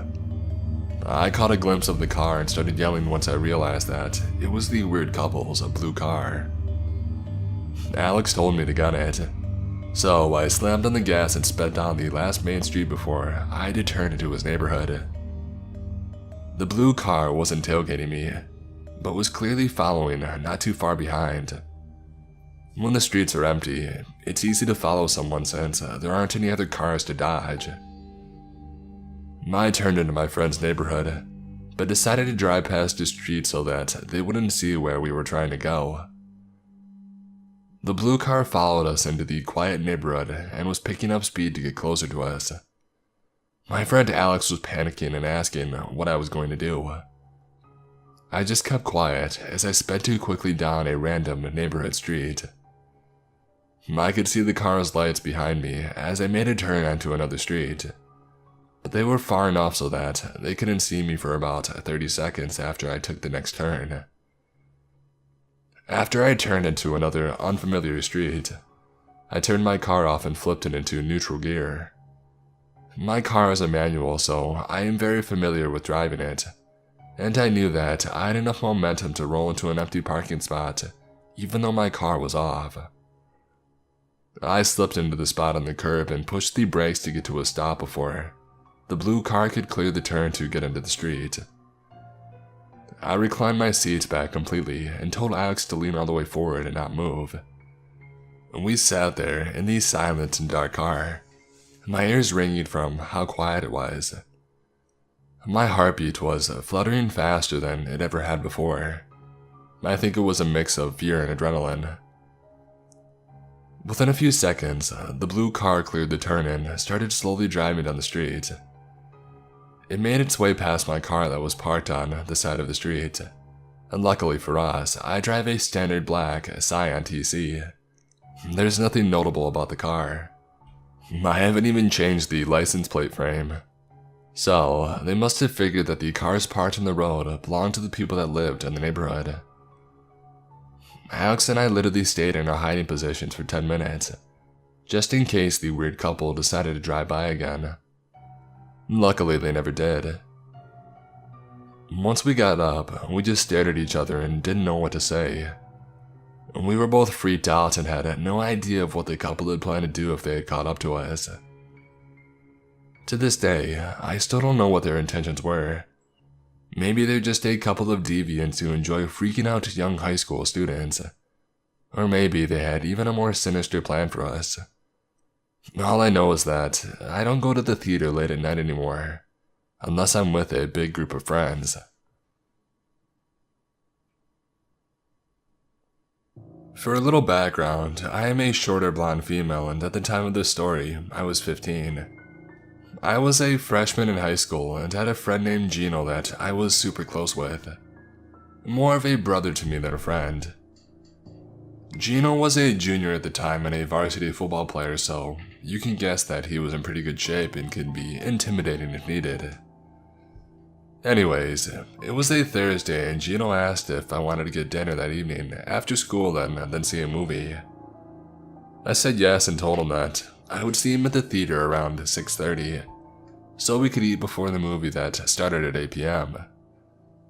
He obviously drove at that time but had to do some stuff after school, so I asked my mom to drop me off at the theater to meet him. Fast forward to 6:30, and my mom drops me off at the movie theater and leaves. Gino isn't there yet, and I get a text from him saying that he was going to be a little bit late, and wouldn't get there till around 6:50 or whatever. I didn't know where we were going to eat yet, so I just sat down on the bench and I waited for him. At the time, a brand new hamburger place had just opened up right by the theater. About 2 minutes into waiting and texting on my phone, I am interrupted by a man who was probably about 6'2", white, brown hair and in his mid-30s with a typical business-looking type. He said, "Are you lost?" I looked up at him, startled, and then obviously tell him that, no, I'm waiting for a friend to see a movie. He then proceeds to have small talk with me, and although I'm already a little creeped out, I talk back to him since it's summer.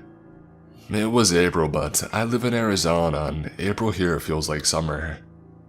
And being around 6:40ish now, it's still light outside. He then proceeds to tell me that he's the manager of the new hamburger place, and asked if I wanted a job. First off, the fact that he's asking a random girl if she wants a job is already strange, but I just turned him down saying, "Thanks, I already have a job." He then proceeds to start badgering me saying, "Come on, I can interview you right now, and probably pay you more." Just to see what he would say, I asked him, "Okay, where would you interview me? At a table inside the restaurant?" To which he answered, "No, it's too busy in there. We could just go around back." Okay, I may have been a naive-looking 15-year-old girl at the time, but I'm not stupid. I told him again, "Thanks for the opportunity, but no," hoping that he would leave. Nope. He now proceeded to tell me that he was actually in town with some friends and that he was staying in a nicer city in the state that I live in, and asked if I wanted to go to party with them tonight and I could stay the weekend.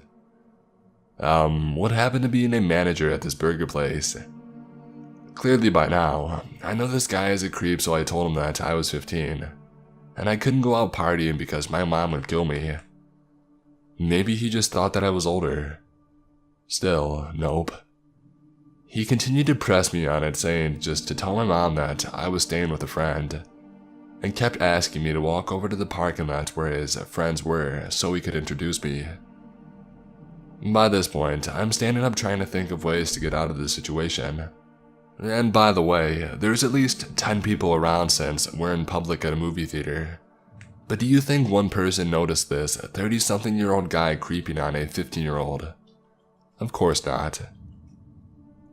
At this point, I noticed the man was getting a little irritated. He was almost demanding that I just go with him to meet his friends. I wanted to get away from him, so I just said, "Sorry, I think my friend is here." And I started walking away when he grabbed my wrist. Not kidding, this creep literally grabbed me in public like no big deal. He started pulling me, all the while saying that I was going to meet his friends when, thank my stars, my friend Gino miraculously comes walking up. Gino asked what was going on, and the man drops my wrist and in a rude voice goes, "Who's this?" So from being scared I said, "My boyfriend," hoping that if he hadn't already, Gino would get the clue that something wasn't right. The man gave me an evil glare and said, "I thought you said you were waiting for a friend, not a boyfriend."